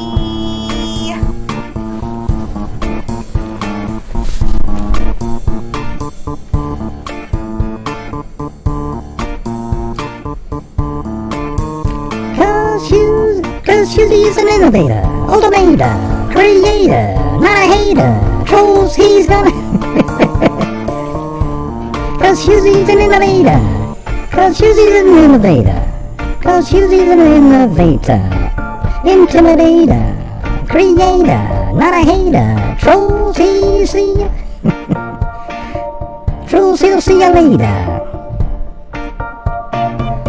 Cause he's an innovator, intimidator, creator, not a hater. Trolls, he'll see ya later. Do-do-do-do-do. Cause he's an innovator, intimidator, creator, not a hater. Trolls, he'll see ya later. Cause he's an innovator, intimidator, creator, not a hater. Trolls, he's gonna see ya later. Ding ding ding ding ding ding.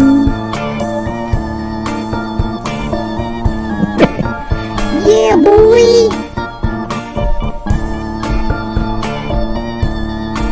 My baby's all done. We can go home. What? Don't be an alligator. Jesus.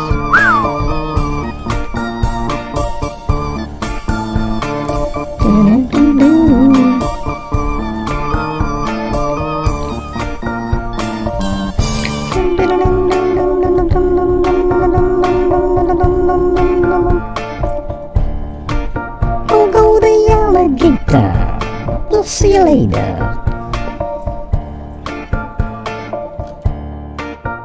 Hey, thanks, Mary Lou. Hey, no problem. Thank you. All right, hey. Well, I'm going to get the hell out of here. So, I'm just going to turn down the music for you guys. We can still chat for a little bit.